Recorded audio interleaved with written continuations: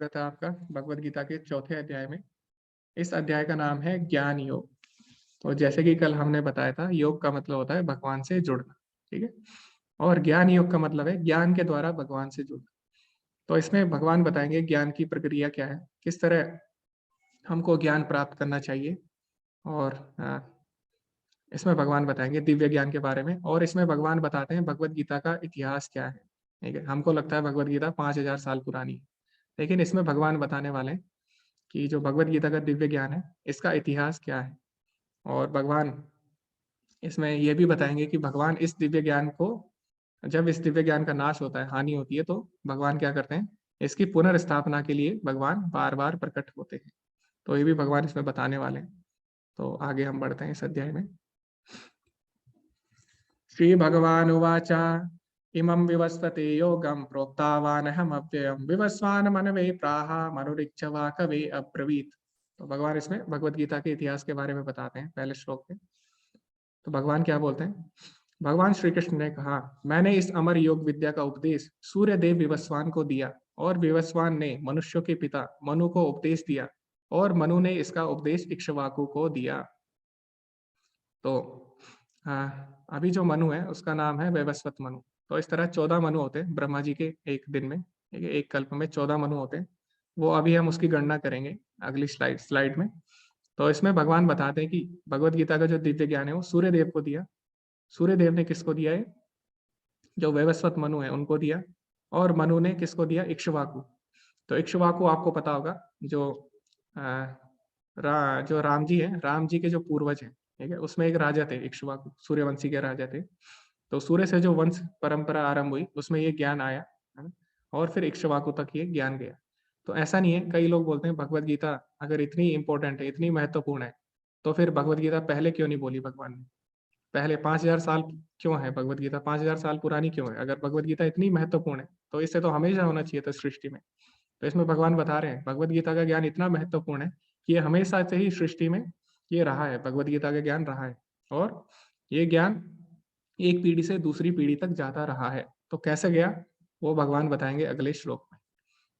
एवं परंपरा प्राप्तम इमं राजऋषो विदु सकाले नेह महता योगो नष्टा परंतपा। तो भगवान बताते हैं भगवत गीता का ज्ञान कैसे एक पीढ़ी से दूसरे पीढ़ी में गया। एवं परंपरा प्राप्ति, इस प्रकार यह परम विज्ञान गुरु परंपरा द्वारा प्राप्त किया गया, और राज ऋषियों ने इसी विधि से इसे समझा, किंतु कालक्रम में यह परंपरा छिन्न हो गई, अतः यह विज्ञान यथारूप में लुप्त हो गया लगता है। तो भगवत गीता का जो ज्ञान है, पहले श्लोक में हमने देखा भगवत गीता का ज्ञान कितना महत्वपूर्ण है। दूसरे श्लोक में हम देख रहे हैं कि भगवत गीता को ग्रहण करने की, भगवत गीता को ज्ञान जो है उसको ग्रहण करने की प्रक्रिया क्या है, गुरु शिष्य परंपरा, ठीक है। तो ये ज्ञान हमें कैसे लेना है, गुरु शिष्य परंपरा में लेना है, ठीक है। और ये ज्ञान किसको दिया, भगवान बोले ये ज्ञान प्रारंभ में राज ऋषियों को दिया गया।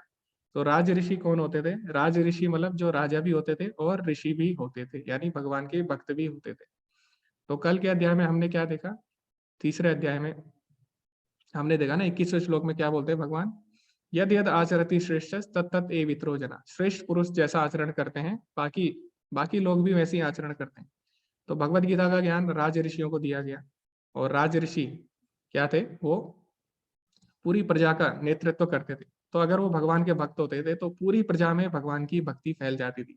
जैसे आपने देखा होगा युधिष्ठिर महाराज हो गया, परीक्षित महाराज हो गए, और रघुवंश के जितने भी राजा हो गए, वो क्या थे, सारे राज ऋषि थे, जिस कारण उनकी प्रजा में क्या था, भगवान की भक्ति फैली हुई थी, ठीक है। इसीलिए ये ज्ञान किसको दिया गया, राज ऋषियों को दिया, ठीक है, ताकि ये ज्ञान, इस ज्ञान का प्रचार प्रसार हो सके अच्छे से, और सब लोग, राजा अच्छे से शासन कर सके, और पूरी प्रजा भगवान से जुड़ सके, ठीक है। लेकिन भगवान आगे क्या बोल रहे हैं कि कुछ समय में क्या हुआ, कुछ काल क्रम में ये परंपरा नष्ट हो गई, ठीक है, जिसके कारण भगवान को पुनः ये ज्ञान अर्जुन को देना पड़ रहा है, ठीक है।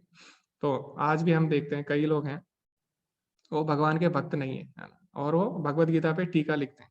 तो वो क्या करते हैं, इसको समझ नहीं पाते इस ज्ञान को, और इस कारण, क्योंकि ये ज्ञान गुरु परंपरा में नहीं आ रहा उन लोगों से, तो इस कारण ये ज्ञान क्या होता है, नष्ट होने लग जाता है, ठीक है। तो अभी भी ऐसा हो रहा है, कुछ लोग भगवान भगवत गीता को समझते नहीं है और उस पर टीका लिख देते हैं। तो भगवान अगले श्लोक में बताते हैं भगवत गीता समझने की क्या योग्यता है, क्या क्वालिफिकेशन है कि हम भगवत गीता को समझ सकते हैं। तो वो भगवान अगले श्लोक में बताएंगे। स एवायं मया तेऽत योगः प्रोक्तः पुरातनः भक्तोऽसि मे सखा चेति रहस्यम ही एतदुत्तमम्। तो इसकी क्या योग्यता है? आज मेरे द्वारा यही प्राचीन योग यानी परमेश्वर के साथ अपने संबंध का विज्ञान तुमसे कहा जा रहा है, क्योंकि तुम मेरे भक्त तथा मित्र हो, अतः तुम इस विज्ञान के दिव्य रहस्य को समझ सकते हो। तो भगवान अर्जुन से क्या बोल रहे हैं? क्योंकि तुम मेरे भक्त हो। ठीक है, तो हमें समझना है भगवत गीता का ज्ञान, अगर हमें समझना है तो उसके लिए भगवान में श्रद्धा होनी बहुत ही ज्यादा आवश्यक है। जिसकी भगवान में श्रद्धा नहीं है वो भगवत गीता के ज्ञान को बिल्कुल भी समझ नहीं पाएगा। ठीक है, तो इसीलिए हमें क्या करना है? हमें उसी से भगवत गीता सुननी चाहिए जो भगवान के भक्त, क्योंकि भगवान भगवत गीता में बोलते हैं भक्त्या माम अभिजानाति यावान च अस्मि तत्त्वतः। केवल एक भक्त ही मुझे उस तरह समझ सकता है जिस तरह मैं हूँ। तो जो भगवान को नहीं समझ सकता, यानी जो भगवान का भक्त नहीं, तो वो भगवान के बारे में कैसे बता सकता है किसी को? तो इसीलिए जो भी हम भगवत गीता सुनते हैं या भगवत गीता पढ़ते हैं तो हमें देखना चाहिए कि जहाँ से हम पढ़ रहे हैं और जहाँ से हम सुन रहे हैं, क्या वो प्रमाणिक गुरु शिष्य परंपरा में आ रहा है कि नहीं। ठीक है, क्या वो भगवान के भक्त हैं या नहीं जिनसे हम सुन रहे हैं? क्योंकि भगवत गीता सबने लिखी है, 800 टिप्पणी है भगवत गीता के ऊपर, तो उसमें सारे लोग हैं, उसमें राजनेता भी है, ठीक है, उसमें कुछ एक्टर भी हो सकते हैं, उसमें कुछ खिलाड़ी भी होंगे। ठीक है, लेकिन हमें किससे सुननी है भगवत गीता? भगवान के भक्तों से सुननी है। ठीक है, तो ये भगवान स्वयं बताते हैं इसमें। तो आगे हम बढ़ते हैं। अब आगे क्वेश्चन आता है कि जैसे कि बहुत लोग पूछते हैं कि गुरु क्या होता है, गुरु की आवश्यकता क्यों है, और गुरु का चुनाव कैसे करें, तो वो हम अभी समझेंगे, इस स्लाइड में अभी हम समझेंगे। ठीक है, तो सबसे पहले तो ये है, सबसे पहले हमें पूछना चाहिए कि आखिर गुरु की आवश्यकता ही क्यों है? गुरु हमें चाहिए ही क्यों? क्यों ना हम खुद से ज्ञान प्राप्त कर लें, ऐसा भी तो हो सकता है। लेकिन भगवान इसमें बोलते हैं नहीं, हमें ज्ञान कैसे लेना है? एवं परंपरा प्राप्ति, तो हमें ज्ञान गुरु शिष्य परंपरा में लेना चाहिए। तो अभी हम देखेंगे ऐसा क्यों है। तो शास्त्रों में चार दोष, शास्त्रों में बताया गया कि जो मनुष्य है उसके ज्ञान ग्रहण करने में चार प्रकार के दोष पाए जाते हैं। तो सबसे पहला दोष क्या है? सबसे पहला दोष है गलती करना। तो मनुष्य क्या करता है? जब भी कोई ज्ञान ग्रहण करता है उसमें गलती हो सकती है, हो सकती है। आपने सुना होगा कि मनुष्य से गलती हो सकती है। तो ऐसा हुआ भी है, जब भी हमने कोई ज्ञान लिया उसमें बहुत सारी गलतियां हुई है। तो चाहे भौतिक विज्ञान हो या कोई भी विज्ञान हो, है ना, उसमें क्या हुआ है, पहले हम समझते थे, जैसे कि मैं उदाहरण देता हूँ छोटा सा। तो पहले जो वैज्ञानिक लोग हैं उनको लगता था जो दिमाग है हमारा, वो हमारे शरीर को ठंडा करने का एक एक अंग है। ठीक है, वो हमारे शरीर को ठंडा रखता है। तो लेकिन बाद में पता लगा नहीं, दिमाग का कार्य कुछ और है। तो ऐसा होता है जब हम भौतिक जो विज्ञान है उसमें क्या होता है, कभी कभी त्रुटि भी हो जाती है। ठीक है, ये गलत नहीं है, हम उसमें सुधार करते हैं, लेकिन क्या होता है उसमें त्रुटि होने के हमेशा चांस रहते हैं। ठीक है, तो पहला ये दोष हो गया, है ना, तो उसमें गलती करने के हमेशा चांस रहते हैं, जो अपनी इंद्रियों से जो ज्ञान लेते हैं। दूसरा क्या हो गया, हमारी इंद्रियां क्या है, हमारी इंद्रियां पूर्ण नहीं है, उनकी एक सीमा है। ठीक है, तो हम देखने की भी हमारी एक सीमा है, हम एक दूरी से ज्यादा नहीं देख सकते, या फिर हम एक सीमा तक ही देख सकते हैं, उससे छोटी चीज हम नहीं देख सकते, है ना। उसके लिए हम क्या करते हैं, माइक्रोस्कोप, है ना, और अगर हमें दूर की चीज देखनी होती है, टेलीस्कोप। तो हमारी इंद्रियों की एक क्षमता है, लिमिटेशन है। ठीक है, तो ये तो मैंने आँख की बताई, इसी तरह हमारी सुनने की भी एक क्षमता होती है। ठीक है, अगर जिन्होंने विज्ञान पढ़ी है तो उनको पता होगा कि एक फ्रीक्वेंसी तक ही हम सुन पाते हैं ना, उससे ज्यादा या कम हम सुन नहीं पाते। तो इस तरह हमारी जितनी इंद्रियां हैं उनकी क्या है, सीमा है। ठीक है, परफेक्ट नहीं है वो। और तीसरा क्या है, हमारी इंद्रियां धोखा खा जाती है ना। तो तीसरा अवगुण क्या है हमारे अंदर, शुद्ध ज्ञान जो हमें प्राप्त करने से रोकता है, हमारी इंद्रियां धोखा खा जाती है। तो कैसे? जैसे कि आपने देखा होगा रेगिस्तान में उसे बोलते हैं मृग तृष्णा, बोलते हैं उसको, इंग्लिश में मिराज बोलते हैं। तो उसमें क्या होता है कि हमें कभी कभी लगता है कि समुद्र में, ओ सॉरी, हमें लगता है कभी कभी रेगिस्तान में एक पानी है, तालाब जैसा है। तो लेकिन जैसे ही हम पास जाते हैं तो हम देखते हैं वहां पे रेत है। तो इस प्रकार हमारी इंद्रियां धोखा खा जाती है। जैसे कि अभी मैं पूछूं किसी से, अभी नहीं मतलब थोड़ी देर बाद जब सूर्य उदय होगा, तो अगर मैं किसी से पूछूं कि सूर्य का साइज क्या है, तो सूर्य का आकार कितना है, तो वो बोलेगा इतना। ठीक है, ऐसे हाथ से करेगा, वो बोलेगा 1 इंच 2 इंच। या फिर कोई और समझदार होगा तो वो बोलेगा कि शायद सूर्य भी पृथ्वी जितना ही बड़ा है ना, ऐसे बोल सकता हूँ। लेकिन वास्तव में हमें पता है कि सूर्य कितना बड़ा है। सूर्य इतना बड़ा है जैसे कि एक गुब्बारा है ना, तो गुब्बारे पे अगर आप एक छोटा सा धब्बा बना दो, तो जो गुब्बारा है वो सूर्य है, और जो छोटा सा धब्बा है वो पृथ्वी। ठीक है, इतना बड़ा है, पृथ्वी से लाखों गुना बड़ा है। तो इस प्रकार क्या होता है, हमारी इंद्रियां धोखा भी खा सकती है। तीसरा, ठीक है, चौथा अवगुण क्या है, हमारी इंद्रियों में धोखा देना, हमारे अंदर जो अवगुण है। तो हम धोखा भी दे सकते हैं। हो सकता है कि हमें असली हमें शुद्ध ज्ञान प्राप्त हो, लेकिन हम किसी को वो ज्ञान वैसे नहीं बताए, उस रूप में नहीं बताए। तो इस प्रकार शास्त्रों में 4 तरह के 4 तरह के वो बताए गए अवगुण, जो मनुष्य में 4 तरह के अवगुण पाए गए हैं, जो कि हमें शुद्ध ज्ञान प्राप्त होने से रोकते हैं। ठीक है? अब जो शास्त्र है, ठीक है? शास्त्र क्या है? शास्त्र साक्षात भगवान की वाणी है। तो भगवान ने क्या किया है? भगवान ने इस जगत को बनाया है। तो भगवान को ज़्यादा पता होगा इस जगत के बारे में ना। जैसे कि आप सब लोग मोबाइल चलाते हैं, तो आपको इतना पता नहीं है मोबाइल के बारे में, जितना उसको पता होगा जिसने मोबाइल बनाया है ना? तो उसको ज़्यादा पता होगा आपसे। तो इसी प्रकार भगवान ने सृष्टि बनाई है, तो भगवान को इसके बारे में ज़्यादा पता है हमसे। तो भगवान ने क्या किया? वो सारी चीज़ें शास्त्रों में लिखी हैं। ठीक है? तो जैसे कि मैं आपको कुछ उदाहरण देता हूँ। जैसे शास्त्रों में लिखा है गंगा का पानी अमृत है ना? शुद्ध है। तो आप नॉर्मल पानी ले लीजिए, आप गंगा का पानी ले लीजिए। नॉर्मल पानी कुछ महीने में उसमें कीड़े लग जाते हैं, लेकिन गंगा के पानी में नहीं लगते। तो वैज्ञानिकों ने उस पे काफ़ी रिसर्च की और फिर पाया कि इसमें कुछ विशेष प्रकार का बैक्टीरिया होता है। तो वो बात हमारे शास्त्रों में लिखी है। ऐसी बहुत सारी बातें हैं, जैसे कि सूर्य सिद्धांत हो गया। उसमें लिखा है कि सूर्य की मतलब सूर्य और जितने भी ग्रह हैं, उनकी हमारे पृथ्वी से कितनी दूरी है, सब उसमें लिखा गया है। ठीक है? इस प्रकार हम देखते हैं जो शास्त्रों का ज्ञान है वो पूर्ण है। उसमें 4 तरह के दोष नहीं पाए जाते। क्यों? क्योंकि वो भगवान से आ रहा है और भगवान क्या है? परफेक्ट है। तो जो शास्त्र है उनका ज्ञान भी पूर्ण है। ठीक है? उसमें कोई भी दोष नहीं है। तो ईशोपनिषद में भी ऐसा आता है, ओम पूर्णमदा पूर्णमिदम। ठीक है? तो भगवान पूर्ण है और उनसे जो चीज़ आ रही है वो भी पूर्ण है ना? तो इसीलिए शास्त्रों का ज्ञान क्या है? पूर्ण है। अब गुरु क्या करता है? गुरु हमें जो शास्त्रों का जो ज्ञान है उसको ज्यों का त्यों हम तक पहुँचाता है। ठीक है? यथारूप में हम तक पहुँचाता है। तो इसीलिए गुरु की आवश्यकता है। गुरु क्या होता है? गुरु भगवान का प्रतिनिधि होता है। तो भागवतम में ऐसा आता है, आचार्य माम विजानता। तो भगवान क्या बोलते हैं? जो आचार्य है उसको उसको मेरी तरह सम्मानित किया जाए, मेरी तरह उसको क्या किया जाए? मेरा ही प्रतिनिधि उसको समझा जाए। तो जो आचार्य होता है उसका काम होता है कि जो भगवान का संदेश है वो ज्यों का त्यों, शास्त्रों का जो संदेश है वो हम तक ज्यों का त्यों पहुँचाए। तो इसीलिए ज़रूरी है कि हम गुरु शिष्य परंपरा में ही ज्ञान लें। और दूसरा एक और चीज़ है कि जो व्यक्ति अपने मानसिक चिंतन करते हैं, खुद से जो सीखना चाहते हैं, उनको क्या होता है? उसमें बहुत समय लग सकता है, ठीक है? उसमें बहुत ज़्यादा समय लग सकता है। तो अगर भौतिक ज्ञान भी है ना? भौतिक ज्ञान में भी हम क्या देखते हैं, अगर हमें मान लो गणित सीखनी है, तो हम क्या करते हैं? गणित के अध्यापक के पास जाते हैं ना? या तो इसीलिए क्यों? क्योंकि हमारा समय बच जाता है। तो ये भी है, अगर हम अपनी बुद्धि से सोचेंगे, तो उसमें क्या होता है? बहुत समय लग जाता है। तो ऐसा भगवान ब्रह्म संहिता में बोलते हैं, पंथास्तु कोटि सतवत्सर संप्रगम्यो वायोरथापि मनसो मुनिपुंगवानां सो अप्यस्ति यत् प्रपदसीम्ने विचिन्त तत्त्वे गोविंदमादि पुरुषं तमहं भजामि। तो उसमें ब्रह्मा जी क्या बोल रहे हैं कि अगर कोई मन की रफ्तार से भी चले, ठीक है? मन क्या है? मन आपको पता है कि मन की रफ्तार सबसे तेज है ना दुनिया में। तो अगर कोई मन की रफ्तार से भी चले, तब भी वो आपको समझने में क्या होगा? उसको करोड़ों जन्म लग जाएँगे। पंथास्तु कोटि सत्सवत्सर संप्रगम। तो हे भगवान, आपको अगर कोई मन की रफ्तार से भी समझे, अगर अपनी बुद्धि को मन की रफ्तार से भी दौड़ाए, तब भी आपको समझने में करोड़ों जन्म उसको लग जाएँगे। ठीक है? तो इसीलिए हमें क्या करना है? गुरु की शरण में जाना है। तो जो हम प्रक्रिया इसमें अपनाते हैं उसको बोलते हैं अवरोही पंथ। ठीक है? तो अवरोही पंथ में क्या होता है? जो ज्ञान भगवान से आ रहा है, ठीक है? गुरु शिष्य परंपरा द्वारा हम उसको ग्रहण करते हैं, है ना?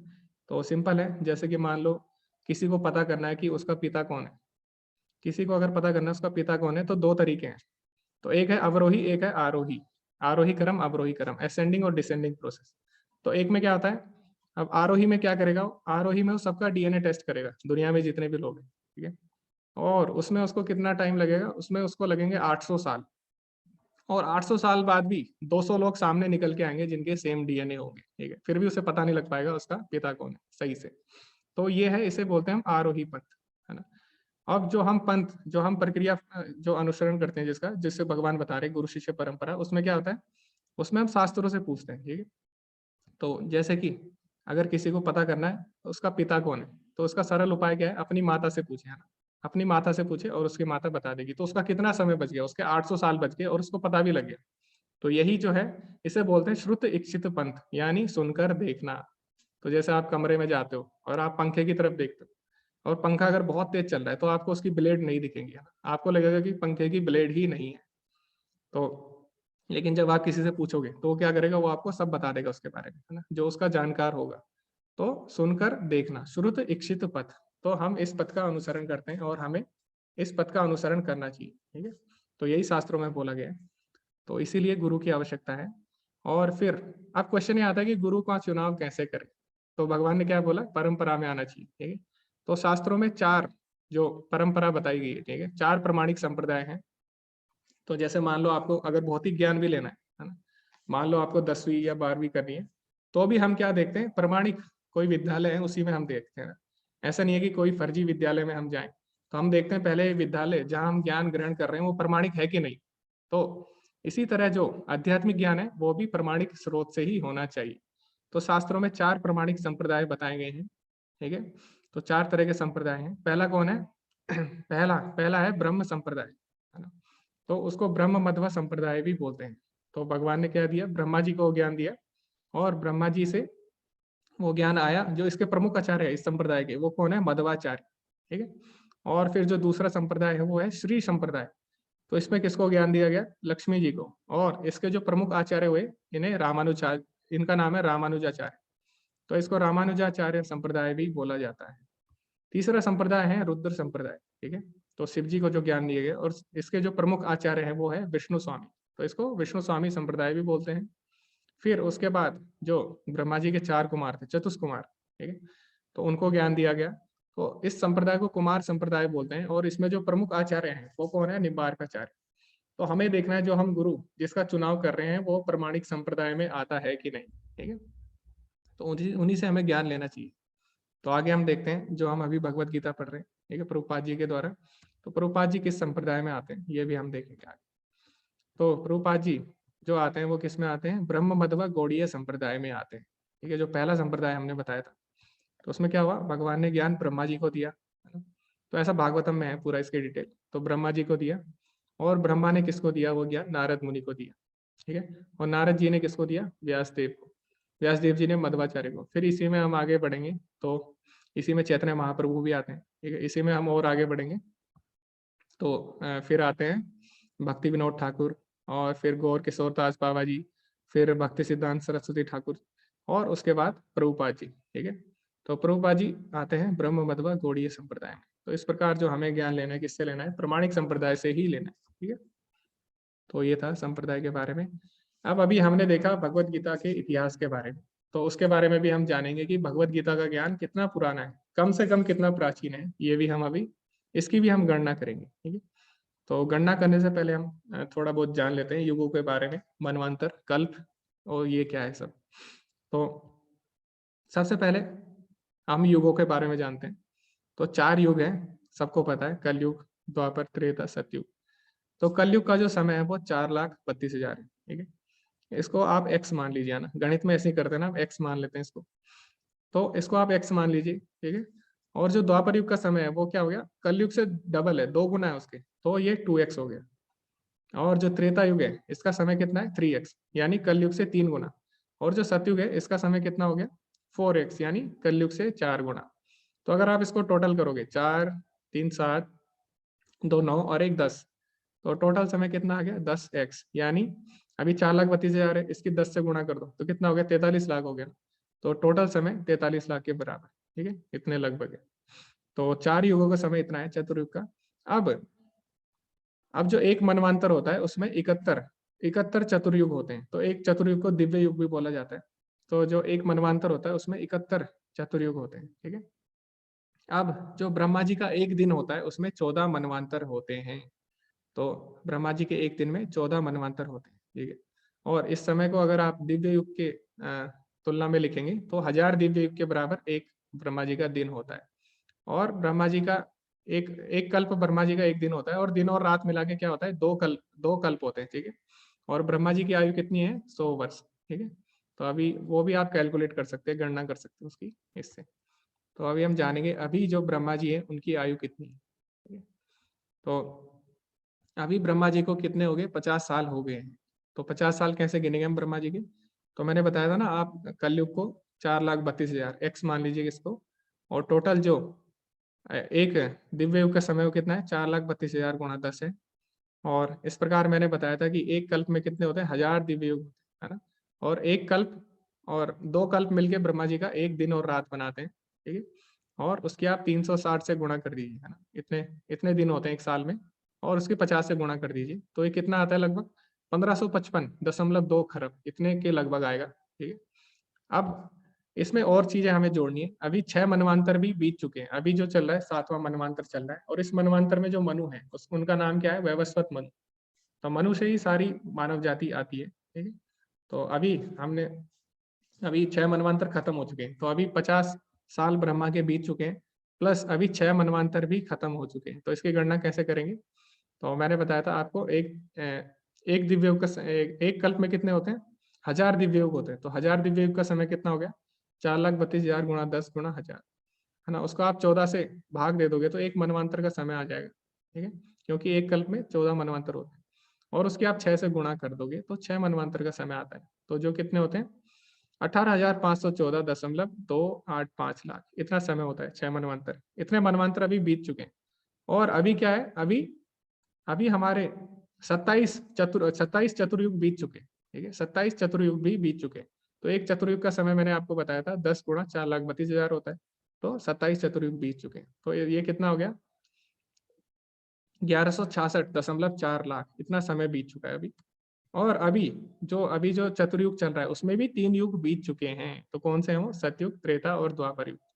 तो मैंने बताया था ना आपको कि कलयुग कितना होता है, कलयुग 4,32,000 होता है, और उसके 2 गुना द्वापर होता है और 3 गुना त्रेता, तो टोटल, और 4 गुना सतयुग होता है। तो अगर आप इनको जोड़ोगे, सतयुग, त्रेता और द्वापर, तो कितना होगा, 9 गुना कलयुग, 9x, है ना। तो इतना समय अभी बीत चुका है, 38.88 लाख। और अभी हमें पता है कलयुग के कितने समय बीत चुके हैं, लगभग 5,117 साल बीत चुके हैं।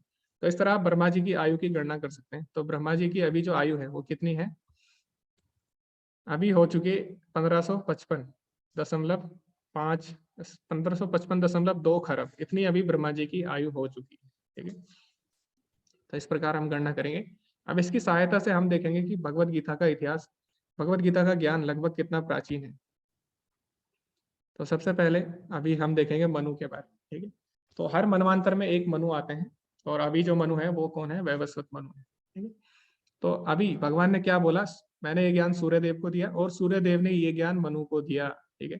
तो सूर्य देव ने ये ज्ञान मनु को दिया, यानी जब मनु आए संसार में, ठीक है, जब मनु से मनु मानव जाति आई, तो ये ज्ञान मनु को दिया गया। तो मनु का जीवन कितना है, मनु कितने साल प्राचीन है, वो हम अभी उसकी गणना करेंगे। तो अभी हमें पता है 4 युगों में 27, एक मनु के अभी 27 दिव्य युग बीत चुके हैं, 27 चतुर्युग बीत चुके हैं, ठीक है। तो ये इसकी गणना करेंगे आप 27 चतुर्युग की, तो ये आएगा लगभग 1166 लाख, इतने साल आएगा। और इसमें अभी हमें पता है सतयुग, त्रेता, द्वापर बीत चुके हैं, तो 9 गुणा 4,32,000, तो ये आएगा 38 लाख के लगभग। और अभी कलयुग का इतना समय बीत चुका है, तो टोटल अगर आप इसकी गणना करोगे तो कितना आएगा, ये आता है लगभग 12 करोड़ के लगभग, ठीक है। तो हम देखते हैं भगवत गीता का ज्ञान लगभग कितना प्राचीन है, 12 करोड़, इतना साल प्राचीन है, ठीक है। तो लोग बोलते हैं भगवत गीता 5,000 साल पुरानी है, नहीं, ऐसी नहीं है। तो भगवत गीता 12 करोड़ साल लगभग प्राचीन है, ठीक है। तो ऐसा भगवत गीता का ज्ञान हमेशा से रहा है सृष्टि में, लेकिन लगभग 12 करोड़ साल पुरानी है। उसके बाद भगवान क्या बोलते हैं, आगे ये ज्ञान किसको दिया, इक्ष्वाकु को दिया। तो हमें पता है इक्ष्वाकु जो आते हैं वो आते हैं राम जी के पूर्वज थे, ठीक है। तो उस कुल में, तो यानी वो आते हैं किसमें, त्रेता युग में। तो हम देखेंगे, तो त्रेता अभी टोटल जो समय बीत चुका है त्रेता और द्वापर का कितना, तो मैंने बताया था त्रेता होता है 3 गुणा होता है और द्वापर 2 गुणा होता है कलयुग के, तो 3 और 2 5, तो टोटल 5 गुणा हो गया कलयुग, है ना। तो लगभग इतना समय बीत चुका है, ठीक है। ये हो गया 21,60,000 के लगभग। और इसमें फिर अभी इसमें हम जोड़ देंगे किसका, कलयुग का समय भी हम जोड़ लेंगे। तो इसको लगभग, मतलब टोटल कितना साल हो गया, इसको कुल मिला के 20 लाख साल हो गए लगभग, ठीक है। तो इक्ष्वाकु को भी ये 20 लाख साल पहले ज्ञान दिया गया था। तो ऐसा नहीं है भगवत गीता कि अभी 5,000 साल पुरानी है और इसकी अभी कलयुग में कोई भी आवश्यकता नहीं है। कई लोग बोलते हैं कि भगवत गीता तो 5,000 साल पुरानी है, अब कलयुग में इसका क्या लेना देना, नहीं, ऐसा नहीं है। भगवत गीता हर युग में महत्वपूर्ण रही, ठीक है। और भगवान ने क्या किया, भगवत गीता का ज्ञान हर युग में दिया। तो कभी गुरु शिष्य परंपरा द्वारा दिया है, कभी भगवान उसको बोलने के लिए स्वयं आए हैं। तो बहुत ही महत्वपूर्ण ये ज्ञान है, इसीलिए भगवान क्या करते हैं, बार बार इस ज्ञान को आगे बढ़ाते हैं। तो अब हमने ये भगवद गीता का इतिहास देखा। इसी तरह आप बाकी गणना भी कर सकते हैं, ब्रह्मा जी का दिन क्या है, ब्रह्मा जी का 1 घंटा कितना है, ये भी आप कैलकुलेट कर सकते हैं इसकी सहायता से। तो इतना सुनने के बाद जब अर्जुन सुनता है भगवद गीता के इतिहास के बारे में, तो अर्जुन के मन में एक प्रश्न आता है। तो अर्जुन तो भगवान का भक्त है, ठीक है, उसको कोई डाउट नहीं था। लेकिन मैंने आपको बताया था कि अर्जुन ये जो भी प्रश्न पूछ रहा है ये हमारी तरफ से पूछ रहा है ना। तो जैसे एक मीडिया वाला होता है, मीडिया वाला जब किसी का इंटरव्यू लेता है तो वो क्या करता है, पूरी जनता की तरफ से क्वेश्चन पूछता है, पूरी जनता की तरफ से प्रश्न करता है। तो इसी प्रकार अर्जुन भी पूरी जनता की तरफ से प्रश्न करता है भगवान से, ठीक है। तो अर्जुन क्या बोलता है, अर्जुन वही बोलेगा अभी जो हम सब लोगों का डाउट होता है। तो अर्जुन ने क्या बोला, अर्जुन ने बोला भगवान आप तो मेरे समकालीन हैं, फिर आपने ये ज्ञान इतने पुराने लोगों को कैसे दिया। तो अर्जुन बोलता है भगवान आप तो मेरे मित्र हो, है ना, आप तो मेरे ही साथ के हो, तो आपने ये ज्ञान इतने साल 12 करोड़ साल पहले कैसे दे दिए मनु को, सूर्यदेव को, और आपने 20 लाख साल पहले इक्ष्वाकु को कैसे दिया ये ज्ञान। तो हम में से भी कई लोग होते हैं, जैसे कि कई लोग नास्तिक होते हैं, तो वो भी यही बोलते हैं कि कृष्णा तो 5000 साल पहले आए थे, ठीक है, और वो बहुत ही महान पुरुष थे, ऐसा भी वो लोग बोलते हैं, ठीक है। तो इसी प्रकार अर्जुन भी बोल रहा है कि आप तो अभी मेरे साथ के हो, तो आपने ये ज्ञान प्राचीन काल में कैसे दिया। तो देखते हैं भगवान इसका क्या उत्तर देते हैं। तो भगवान क्या बोलते हैं, अजो अपि सन्नव्यात्मा भूतानाम ईश्वरो अपि सन् प्रकृतिम स्वामधिष्ठाय संभवामि आत्म मायया। यद्यपि मैं अजन्मा तथा अविनाशी हूँ और यद्यपि मैं समस्त जीवों का स्वामी हूँ, तो भी प्रत्येक युग में मैं अपने आदि दिव्य रूप में प्रकट होता हूँ। तो भगवान बोले अर्जुन मैं कभी अभी का नहीं हूँ, ठीक है, तुम समझ रहे हो मैं तुम्हारे साथ का हूँ, लेकिन ऐसा नहीं है, मैं हर युग में प्रकट होता हूँ, ठीक है। मैं अविनाशी हूँ, अजन्मा हूँ और समस्त जीवों का स्वामी हूँ, भूतानाम ईश्वरो अपि सन्, और हर युग में मैं प्रकट होता हूँ अपनी शक्ति के द्वारा, ठीक है, अपनी मर्जी से भगवान आते हैं। तो जैसे कि हम क्या होता है, हम जब संसार में आते हैं हमारा अपने शरीर पे कोई भी वश नहीं होता, ठीक है, हमें अपने कर्मों के हिसाब से शरीर मिलता है ना। लेकिन भगवान के साथ ऐसा नहीं है, भगवान अपनी मर्जी से प्रकट होते हैं, ठीक है, भगवान के ऊपर किसी भी कर्म का प्रभाव नहीं पड़ता, ये भगवान आगे बताएंगे। जैसे कि जैसे कि मान लो एक प्रेसिडेंट है ना, तो प्रेसिडेंट को अगर दूसरे देश जाना है तो उसको वीजा की आवश्यकता नहीं पड़ती। अगर आम लोगों को जाना है उनको क्या करना पड़ता है, वीजा बनवाना पड़ता है, ठीक है, पासपोर्ट बनवाना पड़ता है, सब परमिशन लेनी पड़ती है। लेकिन जो राष्ट्रपति है वो कहीं भी जा सकता है किसी भी देश में। तो इसी प्रकार भगवान भी है, भगवान कभी भी प्रकट हो सकते हैं, ठीक है। भगवान यशोदा भगवान क्या कर सकते हैं, यशोदा को अपनी माँ के रूप में मानते हैं, ठीक है, और भगवान देवकी के गर्भ से भी प्रकट हो सकते हैं पुत्र के रूप में। लेकिन इसका मतलब ये नहीं है कि भगवान भी हमारी तरह ही है, ठीक है, तो ऐसा बिल्कुल भी नहीं है। और भगवान तो खंबे से भी प्रकट हो सकते हैं नरसिंह देव के रूप में, उन्हें तो माता की भी आवश्यकता नहीं है, लेकिन वो क्यों किसी के गर्भ से पैदा होते हैं, वो अपने भक्तों को प्रेम देने के लिए, अपने भक्तों को वात्सल्य रस देने के लिए ऐसा करते हैं, ठीक है। तो कई लोग ऐसा सोचते हैं कि कृष्ण तो पैदा हुए तो वो भी इंसान है, नहीं, कृष्ण तो खंबे से भी प्रकट हो सकते हैं नरसिंह देव के रूप में, है ना, ऐसा नहीं है। तो भगवान यहाँ पे खुद बोल रहे हैं, तो भगवान यहाँ पे खुद बोल रहे हैं मैं अजन्मा अविनाशी हूँ और मैं बार बार अपने आदि दिव्य रूप में प्रकट होता रहता हूँ। तो अगला श्लोक है वो बहुत ही फेमस है। तो भगवान ने बताया मैं बार बार प्रकट प्रकट होता रहता हूँ, लेकिन उसका कारण क्या है वो भगवान अगले श्लोक में बताते हैं। तो अगला श्लोक हम पढ़ेंगे। हरे कृष्णा। ध्रुव आप पढ़ना चाहेंगे अगला श्लोक, यदा यदा हि धर्मस्य, ध्रुव का फेवरेट है शायद। बुद्धि पहुंची। जी जी पढ़िए। यत्ताय जाहि धर्मस्य ग्लानिर्भवति भारत अभ्युत्थानाय धर्मस्य तदात्मानं सृजाम्यहम् परित्राणाय साधूनां विनाशाय तदुष्कृताम् धम्म संस्थापनार्थाय संभवामि युगे युगे। अर्थात जब जब इस भारत भूमि पर धर्म की हानि होगी तब तक सज्जनों की रक्षा के लिए, दुर्जनों का विनाश करने के लिए और धर्म की स्थापना करने के लिए मैं इस पृथ्वी पर जन्म लूंगा। बहुत ही अच्छे। तो मंत्रिता का भी फेवरेट है ये। तो अगला श्लोक हम मंत्रिता से पढ़वाएंगे। ओके, तो इसमें क्या बोला है, यदा यदा हि धर्मस्य ग्लानिर्भवति भारत अभ्युत्थानाय अधर्मस्य तदात्मानं सृजाम्यहम्।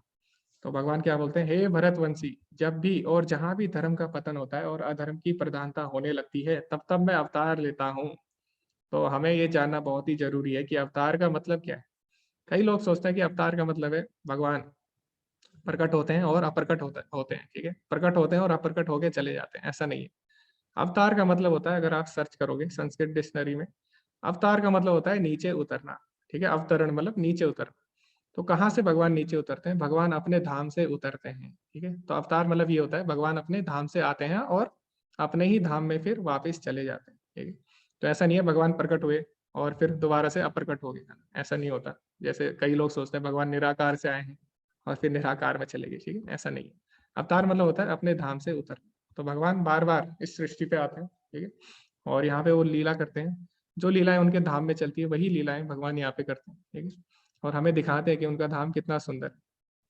तो हम लोग फिर भगवान की लीला से आकर्षित होते हैं और फिर भक्ति में लगते हैं और फिर उनके धाम में चले जाते हैं। तो इसलिए भगवान यहाँ पे ये सब करते हैं। तो लेकिन अब भगवान अगले श्लोक में थोड़ा और विस्तार से बताएंगे कि भगवान के आने का वास्तविक कारण क्या है, ठीक है। ये तो भगवान ने अभी बता दिया, धर्म की स्थापना के लिए भगवान आते हैं, लेकिन कैसे, वो भगवान अगले श्लोक में और विस्तार से थोड़ा बताएंगे। तो अगला श्लोक हम पढ़ेंगे। ओके, हरे कृष्णा मंत्रिता, आप श्लोक पढ़ेंगे, परित्राणाय साधुनाम। हरे कृष्णा। जी जी, हरे कृष्ण। हरे हरे कृष्णा कृष्ण। प्रभु जी। जी जी, प्रभु जी कौन सा पढ़ूं? परित्राणाय साधुनाम। परित्राणाय साधूनां विनाशाय च दुष्कृतां धर्म संस्थापनार्थाय संभवामि युगे युगे। भक्तों का उद्धार करने, दुष्टों का विनाश करने तथा धर्म की फिर से स्थापना करने के लिए मैं हर युग में प्रकट होता हूँ। ओके, बहुत ही अच्छे। हरे कृष्ण।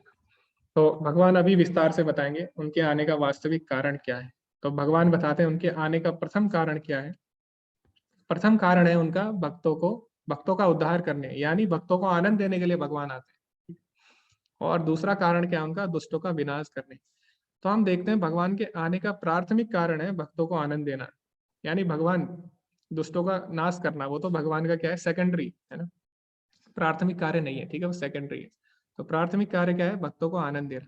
क्योंकि अगर भगवान को दुष्टों का नाश ही करना है तो भगवान तो अपने भक्तों से भी करा सकते हैं, जैसे अभी भगवान अर्जुन को बोल रहे हैं, ठीक है, सबको मारने के लिए। तो वो तो भगवान अपने भक्तों से भी करा सकते हैं।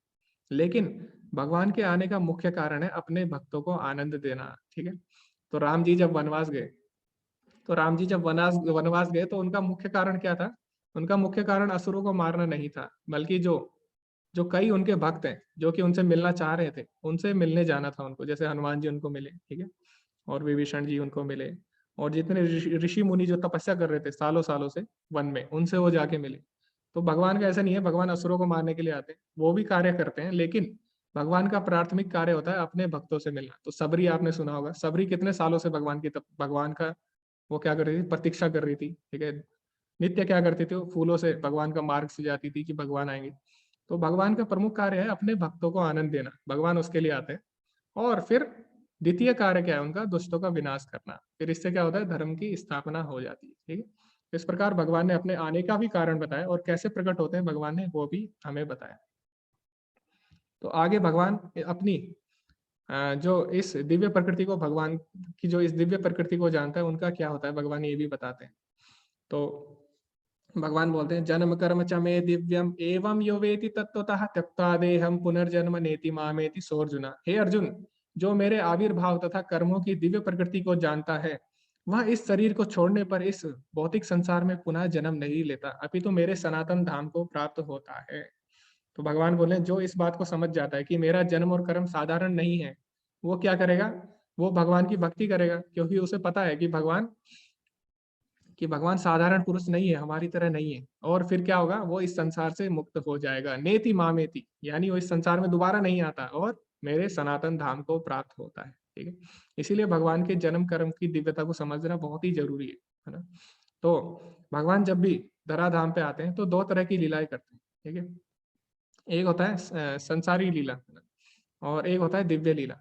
तो संसारी लीला कैसे होगी, जैसे कि उसमें क्या होता है, भगवान मक्खन चुराते हैं, ठीक है, अपने मित्रों के साथ खेलते हैं, है ना, अपनी माता से भगवान मार खाते हैं, डांट खाते हैं। तो लोगों को लगता है, असुरों को, असुर लोग सोचते हैं कि अरे ये तो हम हमारे साथ भी होता है, हमारी माता भी हमें मारती है, ठीक है, हम भी भगवान भी चोरी करते हैं, हम भी चोरी करते हैं, ठीक है, कृष्ण भी चोरी करते हैं, हम भी चोरी करते हैं, कृष्ण भी खेलते हैं, हम भी खेलते हैं, तो कृष्ण भगवान कैसे हुए, ठीक है। तो उसे बोलते हैं लौकिक लीला। तो लौकिक लीला से असुर लोग मोहित हो जाते हैं और वो भूल जाते हैं कि कृष्ण भगवान है। लेकिन भगवान अलौकिक लीला भी करते हैं, जैसे उसमें क्या आता है, उसमें गोवर्धन उठाना, ठीक है, छोटी उंगली पे, और राक्षसों का वध करना, असुरों का वध करना, है ना, बचपन में 7 दिन की आयु में ही, केवल 7 दिन के समय में ही भगवान ने क्या किया था, उसके अंदर ही भगवान ने पूतना को मार दिया था। तो ये कुछ अलौकिक लीलाएं हैं, अर्जुन को विराट स्वरूप दिखाना। लेकिन असुर लोग इसको नहीं समझते, ठीक है। लेकिन भगवान यहाँ पे बोल रहे हैं जो मेरी दिव्य लीलाओं को समझ जाता है, ठीक है, जो ये समझ जाता है कि मेरे जन्म और कर्म साधारण नहीं है, ठीक है, वो क्या करता है, इस संसार से मुक्त हो जाता है। इसीलिए हमें क्या करना है, भगवान की लीलाओं को साधारण नहीं समझना चाहिए बिल्कुल। हाँ, भगवान साधारण लीलाएं कर रहे हैं, क्यों, ताकि अपने भक्तों को आनंद दे सके। जैसे कि भगवान अभी सारथी बन गए अर्जुन की, तो भगवान साधारण लीला कर रहे हैं, क्यों, ताकि अर्जुन को आनंद दे सके। तो इसीलिए हमें ये समझना बहुत ही जरूरी है। आगे भगवान और हमारे बीच में बहुत अंतर है, ठीक है।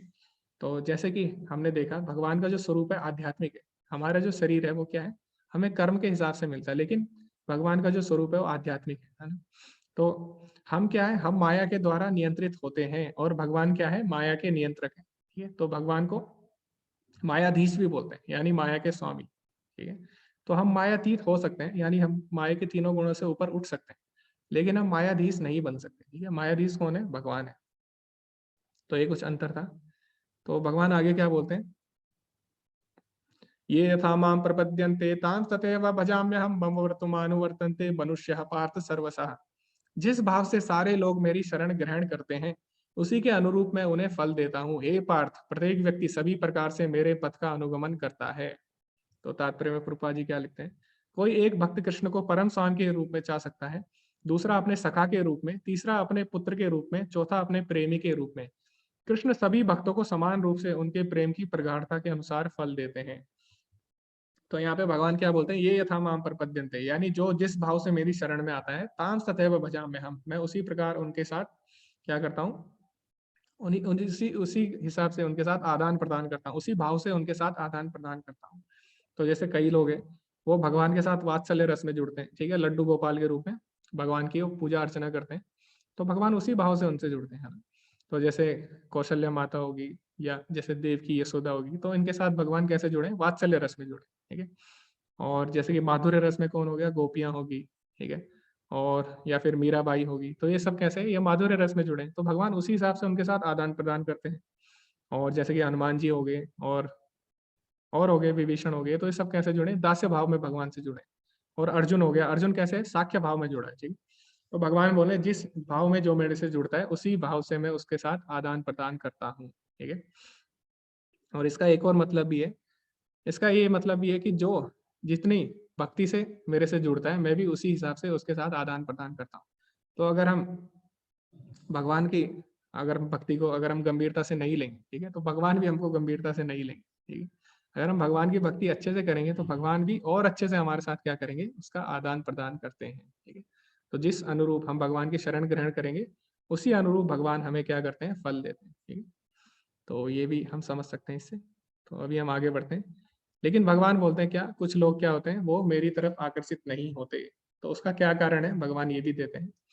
इस संसार में मनुष्य सकाम कर्मों में सिद्धि चाहते हैं, फलस्वरूप वे देवताओं की पूजा करते हैं। निसंदेह इस संसार में मनुष्य को सकाम कर्मों का फल शीघ्र प्राप्त होता है। तो प्रभुपाद जी क्या लिखते हैं, इस जगत के देवताओं के विषय में भ्रांत धारणा है और विद्वता का दंभ करने वाले अल्पज्ञ मनुष्य इन देवताओं को परमेश्वर के विभिन्न रूप मान बैठते हैं। वस्तुतः ये देवता ईश्वर के विभिन्न रूप नहीं होते, किंतु वे ईश्वर के विभिन्न अंश होते हैं। ईश्वर तो एक है, किंतु अंश अनेक हैं। ईश्वर एक है, ईश्वरः परमः कृष्ण। तो ईश्वर और देवी देवताओं में अंतर होता है, ठीक है। जैसे कि क्या होता है, एक मिनिस्ट्री होती है, मंत्रालय होता है ना, तो उसमें एक क्या होता है, प्रधानमंत्री होता है, फिर उनके अंडर क्या होता है, अलग अलग मंत्रालय आते हैं, जैसे कि रक्षा मंत्रालय आ गया, है ना, और शिक्षा मंत्रालय आ गया, और इस तरह अलग अलग कृषि मंत्रालय, बहुत सारे मंत्रालय होते हैं। वैसे क्या होता है, ईश्वर है, कृष्णा भगवान है, और उनके अंदर क्या है, सब अलग अलग देवी देवता आते हैं, ठीक है। तो सबको अलग अलग सेवा दी गई है, सभी भगवान के भक्त हैं, भगवान के अंश हैं, है ना। तो भगवान यही बोल रहे हैं इसमें। तो कुछ लोग क्या करते हैं, भगवान की शरण ग्रहण ना करके लोग क्या करते हैं, भौतिक लाभ के लिए देवी देवताओं की शरण में जाते हैं। क्यों? क्योंकि भगवान बोले उन्हें तुरंत ही इसका फल मिल जाता है, ठीक है। तो अभी हम देखते हैं, है ना, अभी हम देख भी रहे हैं, ये ऐसा होता भी है, और ऐसा नहीं है कि अभी हो रहा है। लोग क्या करते हैं, भौतिक लाभ के लिए, कोई जाता है नौकरी के लिए, ठीक है, कोई जाता है नौकरी लग जाए मेरी, कोई चाहता है अच्छा घर बन जाए, तो इसके लिए लोग क्या करते हैं, देवी देवताओं की शरण में जाते हैं, और उन्हें इसके फल भी मिल जाते हैं। लेकिन इससे क्या होता है, इससे उनकी भौतिक संसार से आसक्ति, इंद्रिय भोग की इच्छाएं और बढ़ती है और बढ़ती है, और इससे क्या होता है, उनके पतन का कारण बन जाती है, ठीक है। क्योंकि जो भी भौतिक इच्छाएं, उनकी पूर्ति कभी नहीं हो सकती, ठीक है। आज जाएंगे, आज ये मांगेंगे, कल कुछ और मांगेंगे, इससे क्या होता है, एक दिन उनका पतन हो जाता है। तो जैसे हम हिरण्यकश्यप का भी अगर उदाहरण ले, तो हिरण्यकश्यप ने भी क्या किया, सालों साल तपस्या की, है ना, ब्रह्मा जी से। ऐसा अभी नहीं हो रहा है कलयुग में, ऐसा पहले से ही होता आ रहा है। तो उसने भी क्या किया, ब्रह्मा जी से अमर होने का वरदान मांगा। लेकिन ब्रह्मा जी ने बोला मैं खुद अमर नहीं हूँ, तो मैं तुझे कैसे अमर कर सकता हूँ, ठीक है। तो अभी हमने देखा ना, ब्रह्मा जी की भी आयु होती है, ठीक है। तो ब्रह्मा जी से वो ऐसा वरदान मांग लेता है, उसको लगता है कि मैं अमर हो जाऊँ, ठीक है। तो इस तरह बाद में क्या हुआ, उसी के कारण उसमें अहंकार आ गया और उसका पतन हो गया। इसी तरह हम रावण का भी उदाहरण दें। रावण ने भी क्या किया, अलग अलग देवी देवताओं से सारे वरदान ले लिए, है ना, सारे वरदान ले लिए, और उसको लगा कि अब बस मैं ही हूँ, तीनों लोगों का स्वामी मैं ही हूँ। लेकिन भगवान ने क्या किया, भगवान ने उसका एक भगवान ने उसका ज्यादा समय नहीं लगाया, ठीक है, उसका नाश करने में। और जो भगवान का भक्त है विभीषण, तो रावण को जो अनेक करोड़ों करोड़ों हजारों हजारों साल तपस्या करने पे जो रावण को सिद्धि प्राप्त हुई, जो लंका उसको प्राप्त हुई, वो केवल विभीषण को केवल सर झुकाने से मिल गई भगवान के आगे, ठीक है। तो हम देख सकते हैं दोनों में अंतर है। तो भगवान ये नहीं बोल रहे आप देवी देवताओं की पूजा मत करो। तो हमें देवी देवताओं के पास अगर हम जाते हैं, तो हमें शुद्ध भाव से जाना चाहिए, और उनसे हमें भगवान की भक्ति मांगनी चाहिए। तो जैसे इसका उदाहरण है, जैसे कि जो गोपियां थी, तो गोपियों ने क्या किया, गोपी भी कात्यायनी देवी थी उनकी कुल देवी। तो उनके पास वो जाते हैं, लेकिन वो क्या मांगते हैं कात्यायनी देवी से, वो कृष्ण को ही मांग लेते हैं, ठीक है। तो वो बोलते हैं कि हमें कृष्ण दे दो। तो इस तरह हम अगर हम देवी देवताओं के पास जाते हैं, तो हमें भौतिक जो फल है, ठीक है, सांसारिक फल के लिए नहीं जाना चाहिए। क्योंकि भगवान जो भी हमें दे रहे हैं, हमारी अच्छाई के लिए ही दे रहे हैं। हमें लगता है अभी कि हमें अभी लग सकता है ना, श्रेयस और प्रेयस मैंने बताया था, तो हमें लग सकता है अभी हमारे साथ बुरा हो रहा है, भगवान बुरा कर रहे हैं हमारे साथ, ऐसा हमें लग सकता है। लेकिन अगर हम पूरी तरह से देखें, तो बाद में जो भी होता है वो अच्छे के लिए ही कर रहे हैं भगवान। इसीलिए हमें क्या करना चाहिए, हमें भगवान की भक्ति मांगनी चाहिए भगवान से, ठीक है। तो इसमें भगवान यही बताना चाह रहे हैं। आगे भगवान बताते हैं, चातुर्वर्ण्यम मया सृष्टम गुण कर्म विभागशः तस्य कर्तारम अपि माम विधिय कर्तारम अव्ययम। प्रकृति के तीनों गुणों और उनसे संबंध कर्म के अनुसार मानव मानव समाज के चार विभाग रचे गए हैं। यद्यपि मैं इस व्यवस्था का सृष्टा हूँ, किंतु तुम यह जान लो कि मैं इतने पर भी अव्यय करता हूँ, अकर्ता हूँ। तो भगवान बोले जो चार वर्ण हैं, चार वर्ण कौन से हैं, ब्राह्मण, क्षत्रिय, वैश्य और शूद्र। तो भगवान बोले चार वर्ण मेरे द्वारा बनाए गए हैं। तो अच्छा, अब सब लोग बोलेंगे अच्छा, तो यानी जो जात पात है वो भगवान ने बनाई है। तो लेकिन अभी हमें पूरा सुनना होगा, आगे भगवान क्या बोल रहे हैं।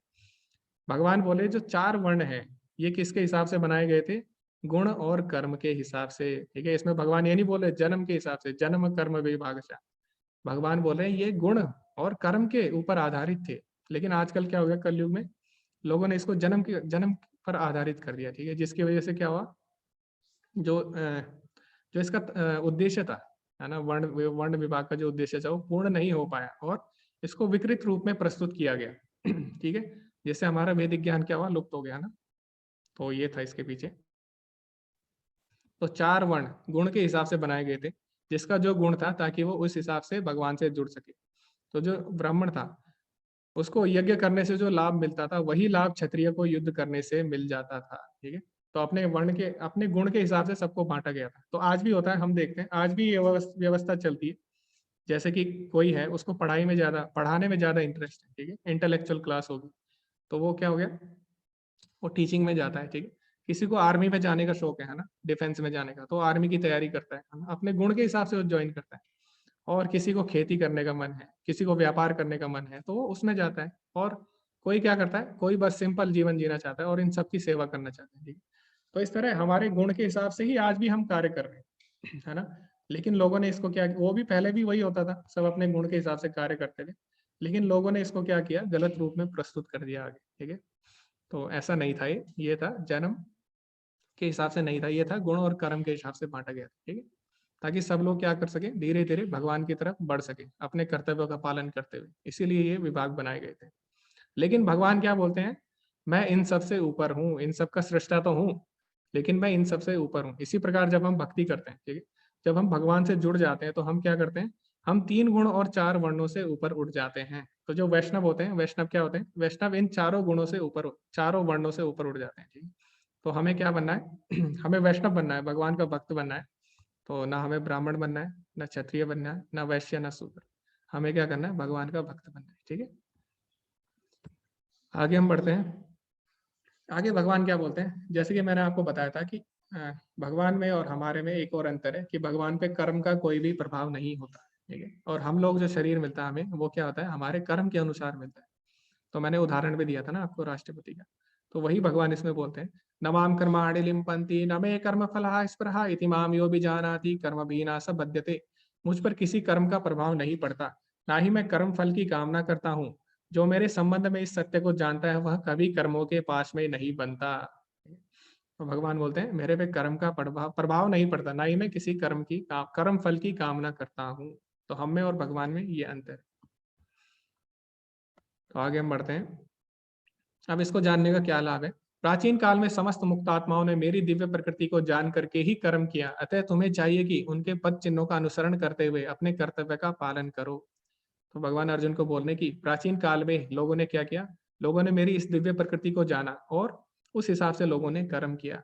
तो हे अर्जुन, तुम्हें भी कर्म का त्याग नहीं करना, तुम्हें भी युद्ध नहीं छोड़ना और उनका अनुसरण करना है, महान लोगों का अनुसरण करना।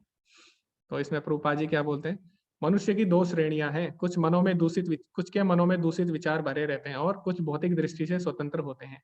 कृष्ण भावनामृत इन दोनों श्रेणियों के व्यक्तियों के लिए हैं, समान रूप से लाभप्रद है। जिनके मनों में दूषित विचार भरे हैं उन्हें चाहिए कि भक्ति के अनुष्ठानों का पालन करते हुए क्रमिक शुद्धिकरण के लिए कृष्ण भावनामृत को ग्रहण करें, और जिनके मन पहले से ही ऐसी अशुद्धियों से स्वच्छ हो चुके हैं वे उसी कृष्ण भावनामृत में अग्रसर होते रहें, जिससे अन्य लोग उनके आदर्श कार्यों का अनुसरण कर सकें और लाभ उठा सकें।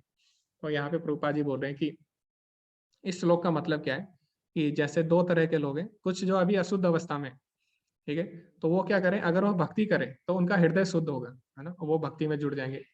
तो उनको क्या करना है, भक्ति में कर्म करना है।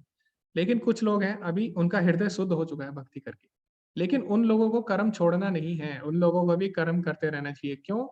क्योंकि अगर वो लोग कर्म करेंगे तो उनसे प्रभावित होकर दूसरे लोग भी करेंगे। तो यही भगवान अर्जुन को बोल रहे हैं, अर्जुन तो भगवान का भक्त है, तो भगवान बोल रहे हैं तुम कर्म त्यागो मत, क्योंकि अगर तुम कर्म करोगे तो तुम्हारा ही अनुसरण बाकी लोग भी करेंगे। अगर तुम कर्म करना त्याग दोगे, ठीक है, तो बाकी लोग भी तुम्हारा ही अनुसरण करेंगे, क्योंकि तुम महान हो, यद्यत आचरति श्रेष्ठ। ठीक है, तो इसमें यही भगवान बताते हैं। आगे मैंने आपको बताया था कल के अध्याय में 3 तरह के कर्म होते हैं, तो मैंने इसी श्लोक का रेफरेंस दिया था आपको। तो इसमें भगवान बताते हैं, कर्मणो हि अपि बोद्धव्यम च विकर्मणा अकर्मणश्च बोद्धव्यम गहना अकर्मणो गति। कर्म की बारीकियों को समझना अत्यंत कठिन है, अतः मनुष्य को चाहिए कि यह ठीक ठीक से जाने कि कर्म क्या है, विकर्म क्या है और अकर्म क्या है। तो जो भी हम गतिविधियां करते हैं उसको हम 3 भाग में बांटते हैं। तो मैंने बताया था ना आपको कल भी, एक होता है अच्छा कर्म, तो जिसे हम बोलते हैं कर्म। ठीक है, कर्म यानी जो हम अपने कर्तव्य के अनुसार करते हैं। ठीक है, तो उसमें आगे सारे पुण्य कर्म जो हम करते हैं, और वो महान या छोटे हो सकते हैं। फिर उसमें आता है दूसरा, मैंने बताया था आपको, पाप कर्म। तो उसको क्या बोलते हैं, विकर्म, यानी जो शास्त्रों के बिल्कुल ही विपरीत होते हैं। तो यहाँ पे आप उदाहरण देख सकते हैं, जैसे कि यहाँ पे लिखा है गाड़ी पार्क नहीं करनी, तो इन्होंने क्या किया, वहीं पे गाड़ी लगा दी अपनी, है ना। तो ऐसी जो विकर्म होता है उसमें जो शास्त्रों में वर्जित है चीजें, वो हम जब करते हैं तो उसे विकर्म बोलते हैं, यानी पाप कर्म। और फिर मैंने आपको ये भी बताया था कि इन दोनों से ऊपर भी एक कर्म होता है भक्ति में कर्म, तो उसको क्या बोलते हैं, अकर्म, यानी जिसका कोई भी रिएक्शन, जिसकी कोई भी प्रतिक्रिया नहीं होती है। तो इसमें यही बताया गया। तो भगवान बोलते हैं इन सबको जानना बहुत ही जरूरी है, क्योंकि जब हम ये बात जान लेंगे कि कर्म क्या है, अकर्म क्या है और विकर्म क्या है, तभी हम इससे बाहर निकल पाएंगे, वरना क्या होगा, वरना हम इन कर्म बंधनों में बन जाएंगे। तो कल हमने पढ़ा था ना श्लोक, यज्ञार्थात कर्मणो अन्यत्र लोकोयम कर्म बंधना, यानी हमें भगवान के लिए कर्म करने चाहिए, वरना अन्य कर्मों से क्या होगा, इस संसार में बंधन होता है। तो वही भगवान इसमें बता रहे हैं दोबारा से। अब आगे भगवान क्या बोलते हैं कि इस दिव्य ज्ञान को प्राप्त करने के लिए लोग अलग अलग तरह से यत्न करते हैं। ठीक है, कई लोग क्या करते हैं, कठोर व्रत अंगीकार करके, कुछ लोग अपनी संपत्ति का त्याग करके, कुछ कठिन तपस्या द्वारा, कुछ अष्टांग योग पद्धति के अभ्यास द्वारा, अथवा दिव्य ज्ञान में उन्नति करने के लिए वेदों के अध्ययन द्वारा प्रबुद्ध बनते हैं। तो सब लोग अलग अलग तरह से प्रयास करते हैं आध्यात्मिक मार्ग में आगे बढ़ने का। ठीक है, फिर आगे भगवान क्या बोलते हैं, हे कुरुनंदन, जब यज्ञ के बिना मनुष्य इस लोक में या इस जीवन में ही सुख पूर्वक नहीं रह सकता, तो फिर अगले जन्म में कैसे रह सकेगा। तो चाहे भौतिक ज्ञान हो या आध्यात्मिक ज्ञान, उसके लिए तपस्या करनी ही पड़ती है। ठीक है, तो लोग दिव्य ज्ञान में प्रबुद्ध होने के लिए अलग अलग तप करते हैं। ठीक है, कई लोग क्या करते हैं, कई लोग अपनी संपत्ति का दान करते हैं, कई लोग कठोर व्रत करते हैं, कई लोग त्याग करते हैं। तो इस तरह अलग अलग तरीके से लोग दिव्य ज्ञान में आगे बढ़ते हैं। तो हम देखते हैं भौतिक संसार में भौतिक ज्ञान के लिए भी लोग तपस्या करते हैं। ठीक है, जब परीक्षा का समय आता है, कई लोग खाना खाना कम कर देते हैं, कई लोग सोना कम कर देते हैं, पूरे साल तैयारी करते हैं। तो चाहे भौतिक ज्ञान हो या आध्यात्मिक ज्ञान, तपस्या तो भगवान बोले उसके लिए करनी ही पड़ती है। ठीक है, तपस्या के बिना तो मनुष्य रह नहीं सकता। तो चाहे ये जन्म हो या अगला जन्म, तो तपस्या तो उसको करनी ही पड़ेगी। तो आगे भगवान क्या बोलते हैं, हे परंतप, द्रव्य यज्ञ से ज्ञान यज्ञ श्रेष्ठ है। हे पार्थ, अंततोगत्वा सारे कर्म योग्यों का आसमान दिव्य ज्ञान में होते हैं। तो भगवान बोल रहे हैं कि जो ज्ञान यज्ञ है उसको सबसे श्रेष्ठ, वो सबसे श्रेष्ठ है। तो हमें द्रव्य यज्ञ भी कैसा करना चाहिए, जिससे हमें ज्ञान प्राप्त हो। ठीक है, इस हिसाब से, इस अनुसार हमें द्रव्य यज्ञ करना चाहिए। तो भगवान आगे बोलते हैं, लेकिन इसका एक और उपाय है। ठीक है, ज्ञान मार्ग में अगर आगे बढ़ना है हमें जल्दी, तो इसका एक और उपाय है। तो वो भगवान क्या बोलते हैं, अगले श्लोक में बोलते हैं। वो उपाय क्या है, तद विधि प्रणिपातेन परिप्रश्नेन सेवया उपदेक्षन्ति ते ज्ञानम ज्ञानिनस्तत्त्वदर्शिनः। तो भगवान बोलते हैं, तुम गुरु के पास जाकर सत्य को जानने का प्रयास करो, उनसे विनीत होकर जिज्ञासा करो और उनकी सेवा करो। स्वरूप सिद्ध व्यक्ति तुम्हें ज्ञान प्रदान कर सकते हैं, क्योंकि उन्होंने सत्य का दर्शन किया है। तो यहाँ पे भगवान ने क्या बताया, अगर हमें दिव्य ज्ञान में तुरंत आगे बढ़ना है तो हमें क्या करना चाहिए, गुरु की शरण में जाना चाहिए। तो भगवान क्यों ऐसा बोल रहे हैं, उसका कारण भी दे रहे हैं। क्यों, क्योंकि उन्होंने सत्य का दर्शन किया है। तो भक्त भगवान को जानता है। तो अगर भक्त भगवान को जानता है तभी, अगर कोई भगवान को जानता है तभी वो भगवान के बारे में आपको बता सकता है। तो किसी को अगर दिव्य ज्ञान प्राप्त है भगवान का, तभी वो आपको दिव्य ज्ञान दे सकेगा। ठीक है, इसीलिए भगवान बोल रहे हैं गुरु की शरण में जाओ। और कैसे जाना है, उनसे विनीत होकर जिज्ञासा करनी है। ऐसे नहीं कि आप चैलेंज करो उनको कि प्रूफ करो भगवान है तभी मैं आपको मानूं, ऐसे मतलब लोग पूछते हैं ना, चैलेंजिंग क्वेश्चन पूछते हैं। तो भगवान बोले नहीं, ऐसे नहीं जाना, आपको विनीत जिज्ञासा करनी है, विनीत होकर जिज्ञासा करनी है और उनकी सेवा करनी है। ऐसा नहीं कि आप गए और बैठे सुना और आगे वहां से नहीं। तो दिव्य ज्ञान तब तक प्राप्त नहीं होगा जब तक हम गुरु की सेवा नहीं करेंगे। ठीक है, इसीलिए गुरु की सेवा बहुत ही ज्यादा महत्वपूर्ण है ना। तो ऐसा आता है, गुरु अष्टकम में भी आता है, यस्य प्रसादात भगवत प्रसाद, यानी गुरु की कृपा से ही हमें भगवान की कृपा मिल सकती है। ठीक है, तो इसीलिए हमें गुरु की सेवा भी करनी है दिव्य ज्ञान की। तो दिव्य ज्ञान सांसारिक ज्ञान की तरह नहीं है कि आप गए और आपने पैसे दिए और, है ना, आप गए और आपने पैसे दिए, ट्यूशन लगाई और आपको आपने सब चीज सीख ली। तो दिव्य ज्ञान में ऐसा नहीं होता। दिव्य ज्ञान में क्या करना पड़ता है, हमें गुरु की सेवा करनी पड़ती है और विनीत होकर उनसे जिज्ञासा करनी पड़ती है। ठीक है, तो ये भगवान ने दिव्य ज्ञान की प्रक्रिया बताई। तो भगवान आगे क्या बोलते हैं, अभी चेदसि पापेभ्यः सर्वेभ्यः पापकृतं सर्वं ज्ञानपल्वेने वर्जिनं संतरिष्यसि। यदि तुम्हें समस्त पापियों में भी सर्वाधिक पापी समझा जाए, तो भी तुम दिव्य ज्ञान रूपी नाव में स्थित होकर दुख सागर को पार करने में समर्थ होंगे। जैसे प्रज्वलित अग्नि ईंधन को भस्म कर देती है, उसी तरह हे अर्जुन, ज्ञान रूपी अग्नि भौतिक कर्मों के समस्त फलों को जला डालती है। तो भगवान क्या बोल रहे हैं, दिव्य ज्ञान जो है उसको प्राप्त करके क्या होता है, अगर तुम कितने भी पापी हो तो क्या होगा, तुम्हारे सारे पाप कर्म नष्ट हो जाएंगे अगर तुम्हें दिव्य ज्ञान प्राप्त होता है। ठीक है? तो इसका हम उदाहरण देते हैं एक छोटा सा।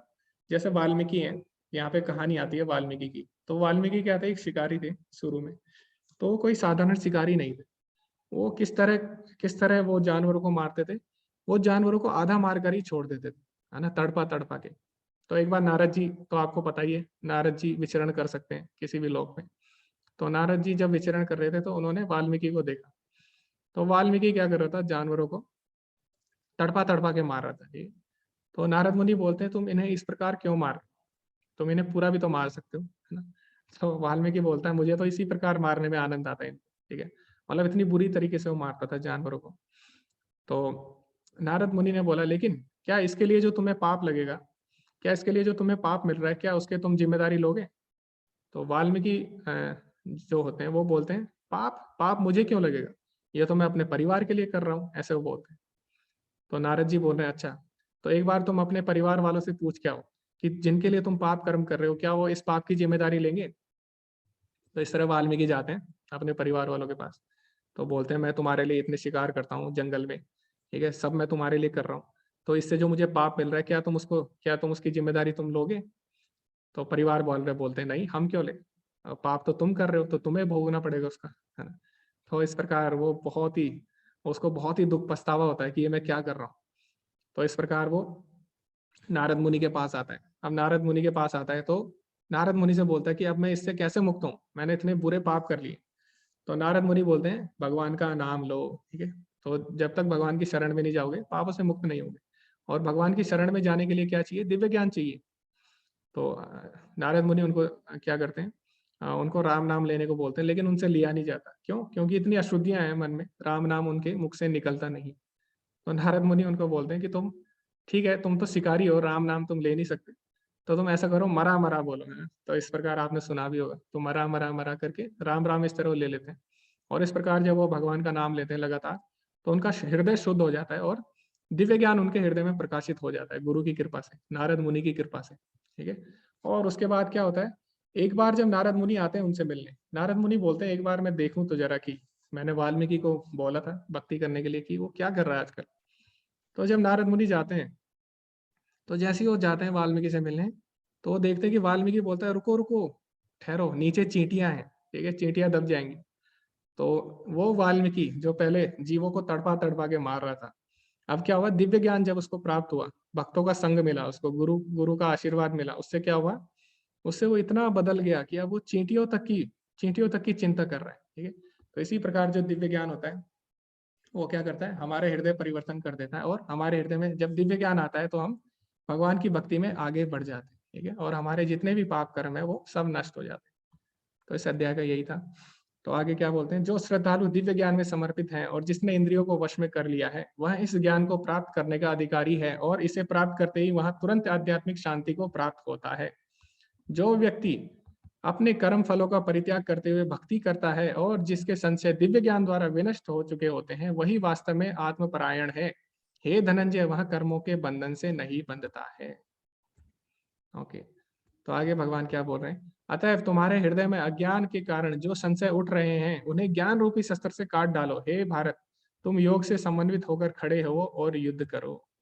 तो जब तक हमारे मन में संशय होगा तब तक हम भक्ति नहीं कर पाएंगे, ठीक है।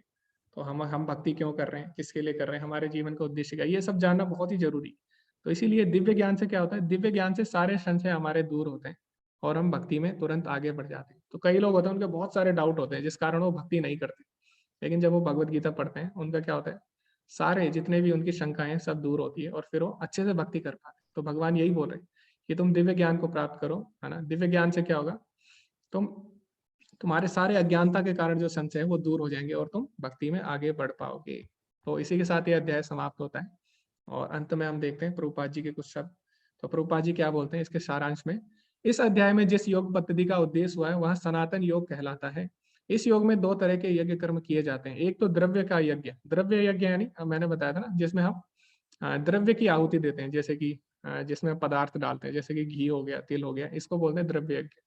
दूसरा आत्मज्ञान यज्ञ जो विशुद्ध आध्यात्मिक कर्म है, और दूसरा जो यज्ञ है वो कौन सा है, ज्ञान के लिए, आत्मज्ञान के लिए जो हम यज्ञ कर रहे हैं। यदि आत्म साक्षात्कार के लिए द्रव्य यज्ञ नहीं किया जाता तो ऐसा यज्ञ भौतिक बन जाता है। तो अगर द्रव्य यज्ञ भी हम ज्ञान यज्ञ के लिए कर रहे हैं तभी उसका क्या है, तभी उसका लाभ है। अगर द्रव्य यज्ञ हम भौतिक इच्छाओं के लिए करते हैं तो वो क्या होगा, भौतिक कार्य बन के रह जाएगा। तो आगे प्रभुपाद जी बोलते हैं, किंतु जब कोई आध्यात्मिक उद्देश्य या भक्ति से ऐसा यज्ञ करता है तो वह पूर्ण यज्ञ होता है। आध्यात्मिक क्रियाएं भी दो प्रकार की होती है, आत्मबोध यानी अपने आप अपने स्वरूप को समझना, तथा श्री भगवान विषयक सत्य। तो आध्यात्मिक क्रिया में हमें दो चीजों को हम जानते हैं, पहला आत्मा, हम लोग आत्मा है, फिर दूसरा भगवान कौन है, भगवान के विषय में जानते हैं, और फिर उनके संबंध के बारे में। जो भगवत गीता के मार्ग का पालन करता है वह ज्ञान की इन दोनों श्रेणियों को समझ सकता है। तो भगवत गीता से हम ये भी जान सकते हैं कि आत्मा क्या है और ईश्वर क्या है और दोनों का संबंध क्या है। उसके लिए भगवान के अंश स्वरूप आत्मज्ञान को प्राप्त करने में कोई कठिनाई नहीं होती। ऐसा ज्ञान लाभप्रद है क्योंकि ऐसा व्यक्ति भगवान के दिव्य कार्यकलापों को समझ सकता है। तो जब हम भगवान का दिव्य ज्ञान जब हमें मिलता है तो हम भगवान की जो गतिविधियां हैं उनको हम समझ पाएंगे। और भगवान ने क्या बोला है, भगवान ने क्या बोला इस अध्याय के प्रारंभ में स्वयं भगवान ने अपने दिव्य कार्यकलाप का वर्णन किया है। जो व्यक्ति गीता के उपदेशों को नहीं समझता वह श्रद्धा विहीन है, और जो भगवान द्वारा उपदेश देने पर भी भगवान के सच्चिदानंद स्वरूप को नहीं समझ पाता, तो यह समझना चाहिए कि वह निपट मूर्ख है। तो भगवान ने यहाँ पे इतनी अपनी दिव्य प्रकृति के बारे में बताया, ठीक है। और भगवान ने ये भी बोला कि जो मेरी दिव्य प्रकृति को समझता है क्या होता है, नेति मामेति पुनर्जन्म नेति मामेति सोर्जना, उसका पुनर्जन्म नहीं होता और वो मेरे सनातन धाम को प्राप्त होता है। तो प्रभुपाद जी बोलते हैं जो इतना भगवान के बोलने पर भी जो इस बात को नहीं समझ सकता वो क्या है, मूर्ख है। क्यों? क्योंकि वो अपना ये जीवन भी व्यर्थ बिताने वाला है। कृष्ण भावनामृत के सिद्धांतों को स्वीकार करके अज्ञान को क्रमशः दूर किया जा सकता है। तो जब हम भगवान की भक्ति में आएंगे, भगवान में हम अपनी श्रद्धा रखेंगे, तब हम इस ज्ञान में आगे बढ़ पाएंगे, ठीक है। और इस प्रकार हमारे जितना भी अज्ञान है उसको हम दूर कर पाएंगे और अच्छे से भगवान की भक्ति कर पाएंगे। तो इसी के साथ ये अध्याय समाप्त हुआ। तो सही समय पे हुआ। किसी का कोई प्रश्न है तो आप पूछ सकते हैं, आप हैंड रेज कर सकते हैं। और ओके, मंत्रिता बोल रही है आप आई एम वैष्णव ब्राह्मण दोनों है। ओके ठीक है, किसी का कोई डाउट है आप लोग हैंड रेज कर सकते हैं या फिर आप चैट में भी लिख सकते हैं। ओके, ध्रुव का शायद है। हरे कृष्णा ध्रुव, आपका डाउट है कोई? नहीं, मुझे वैष्णव प्रणाम मित्र बोलना है ना। ओके ओके, हाँ हाँ ठीक है ठीक है। ओके, किसी का कोई डाउट है? नम्रता माता जी, हाँ माता जी आप हैंड रेज कर सकते हैं या फिर आप चैट में भी लिख सकते हैं।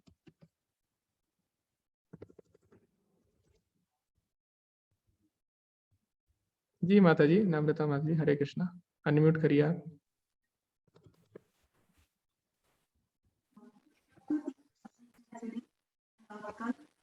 माता जी आपकी आवाज नहीं आ रही है सही से। हरे कृष्णा। सॉरी, आपकी आवाज नहीं आ रही है माता जी।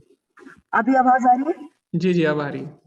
ओके सॉरी, मैंने एक्चुअली कल क्विज कर रही थी, थोड़ा सा समझ में नहीं आया तो मैं आपसे पूछना चाहती थी, क्या मैं भी पूछ सकती हूँ? क्या माता जी आपकी आवाज सही से नहीं आ रही है, साफ से सुनाई नहीं दे रहा है मेरे को। मैक्सिमम वॉल्यूम है मेरे पास में, अभी आवाज आ रही है आपको? जी, वॉल्यूम की इशू नहीं है, आपके नेटवर्क का इशू आ रहा है। जी माता जी बोलिए। सॉरी, क्वेश्चन ये था कि Arjun stated compassion as a reason to decline fighting, जी व्हाट जी। Was Krishna's reply? तो उसमें मैंने कर्मयोग लिखा था तो वो गलत हो गया, मैंने सकाम अच्छा। कर्म लिखा वो भी गलत हो गया, अष्टांग योग तो हो नहीं सकता, तो ज्ञान योग ही है, पर इसका मतलब समझा दीजिए। ओके, तो अर्जुन को क्या था, अर्जुन दया किस पे कर रहा था? आपको पहले लेक्चर की रिकॉर्डिंग देखनी होगी। नहीं, दूसरे राइट लेक्चर में हमने बताया था दूसरे अध्याय में कि अर्जुन दया कर रहा है शरीर पे, है ना। अर्जुन राइट शरीर के हिसाब से देख रहा है कि ये मेरे सगे संबंधी है, उस हिसाब से अर्जुन सोच रहा है, अर्जुन की दृष्टिकोण ये है। लेकिन वास्तव में हम लोग क्या है, भगवान बोलते हैं हम लोग शरीर नहीं है, हम लोग आत्मा है। तो हमें आत्मा के स्तर पर देखना होगा, ठीक है। तो भगवान अभी कैसे देख रहे हैं, भगवान सबको आत्मा के स्तर पर देख रहे हैं और भगवान उस हिसाब से सोच रहे हैं, तो उसके अनुसार भगवान बोल रहे हैं युद्ध करो। तो इसलिए अर्जुन को भगवान क्या कर रहे हैं, आत्मा का ज्ञान दे रहे हैं, ठीक है। तो फिर वो आंसर उसका ज्ञान ज्ञान योग। जी जी जी जी, ज्ञान, आत्मा का ज्ञान है उसमें। ओके, दूसरा क्वेश्चन था मेरे पास में कि जब भी हम लोग बात करते हैं अवतार जैसे रामकृष्ण, या इवन जो हमने आज 2 श्लोक पढ़े थे परित्राणाय साधु नाम, तो हमेशा हम लोग भारतवर्ष की बात करते हैं, तो हाँ, एक्चुअली हमेशा में ऐसा ही क्यों होता है कि भारत में ही सारे अवतार क्यों होते हैं? ऐसा इसलिए होता है कि पहले भारतवर्ष पूरी दुनिया को ही बोला जाता था। अच्छा अच्छा, हाँ, पहले क्या था, अगर आप जितना पीछे आप जाएंगे भारत उतना बढ़ता जाएगा। जी आप देखो, आप 1947 से पहले चले जाओ, पाकिस्तान बांग्लादेश नहीं है ना।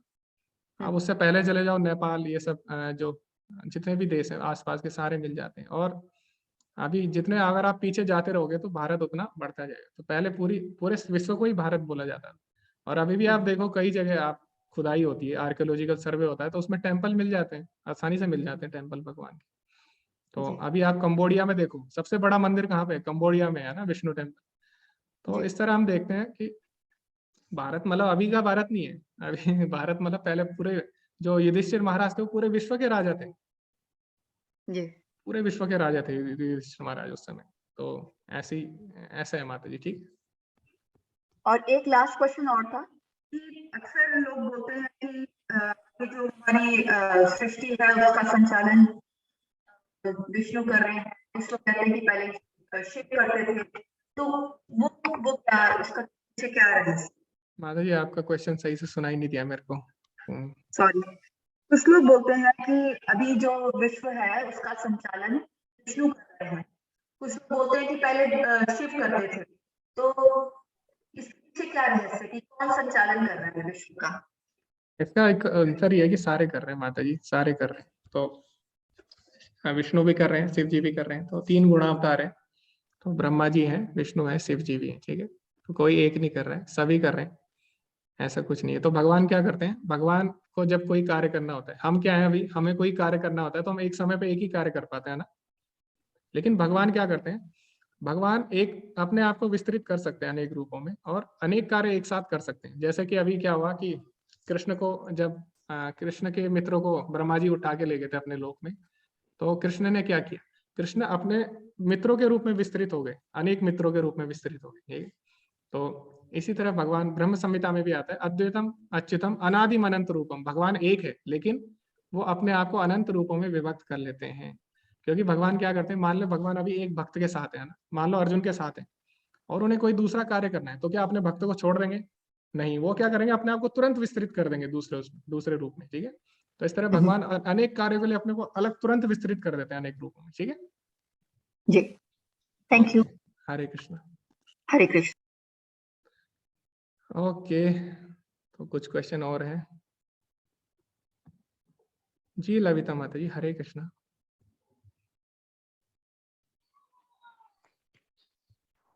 हरे कृष्णा प्रभु जी। जी माता जी बोलिए। प्रभु जी मुझे एक प्रश्न पूछना है और मुझे उसका पूरा जो उत्तर है वो अर्थपूर्ण ढंग से चाहिए। जी जी जी, हम जो वैष्णव लोग ये तिलक लगाते हैं, मुझे उसका विस्तार से पूरा पूछना है कि वो क्यों लगाते हैं और क्या मतलब है उसका। ओके, तो माता जी जो वैष्णव तिलक है वो हमारे संप्रदाय को रिप्रेजेंट करता है। जैसे कि आप कॉलेज जाते हो तो कॉलेज की अलग अलग यूनिफॉर्म होती है, ठीक है, तो वो कॉलेज को रिप्रेजेंट करती है। और ऐसा नहीं है कि रिप्रेजेंट करती है, उनका एक मतलब भी होता है। तो बाकी संप्रदाय को मेरे को नहीं पता, लेकिन जो हमारा गौड़ीय वैष्णव तिलक है इसमें क्या आता है, जो दो आपको डंडे दिख रहे हैं ना, दो, पता नहीं दिख रहे हैं कि नहीं, तो जो 2 डंडे होते हैं वो विष्णु जी के चरण है, ठीक है, 2। और विष्णु जी के चरण में कौन रहती है हमेशा, तुलसी महारानी, ठीक है। तो जो नीचे एक आपको छोटा सा पत्ता दिखता है यहाँ पे, ये तुलसी महारानी, ठीक है, भगवान की सेवा में। तो ये रिप्रेजेंट करता है कि हम भगवान की शरण में है ना।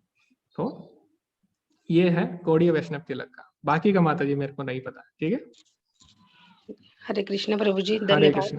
हरे दंडवत कृष्ण। प्रणाम। दंडवत प्रणाम माता जी।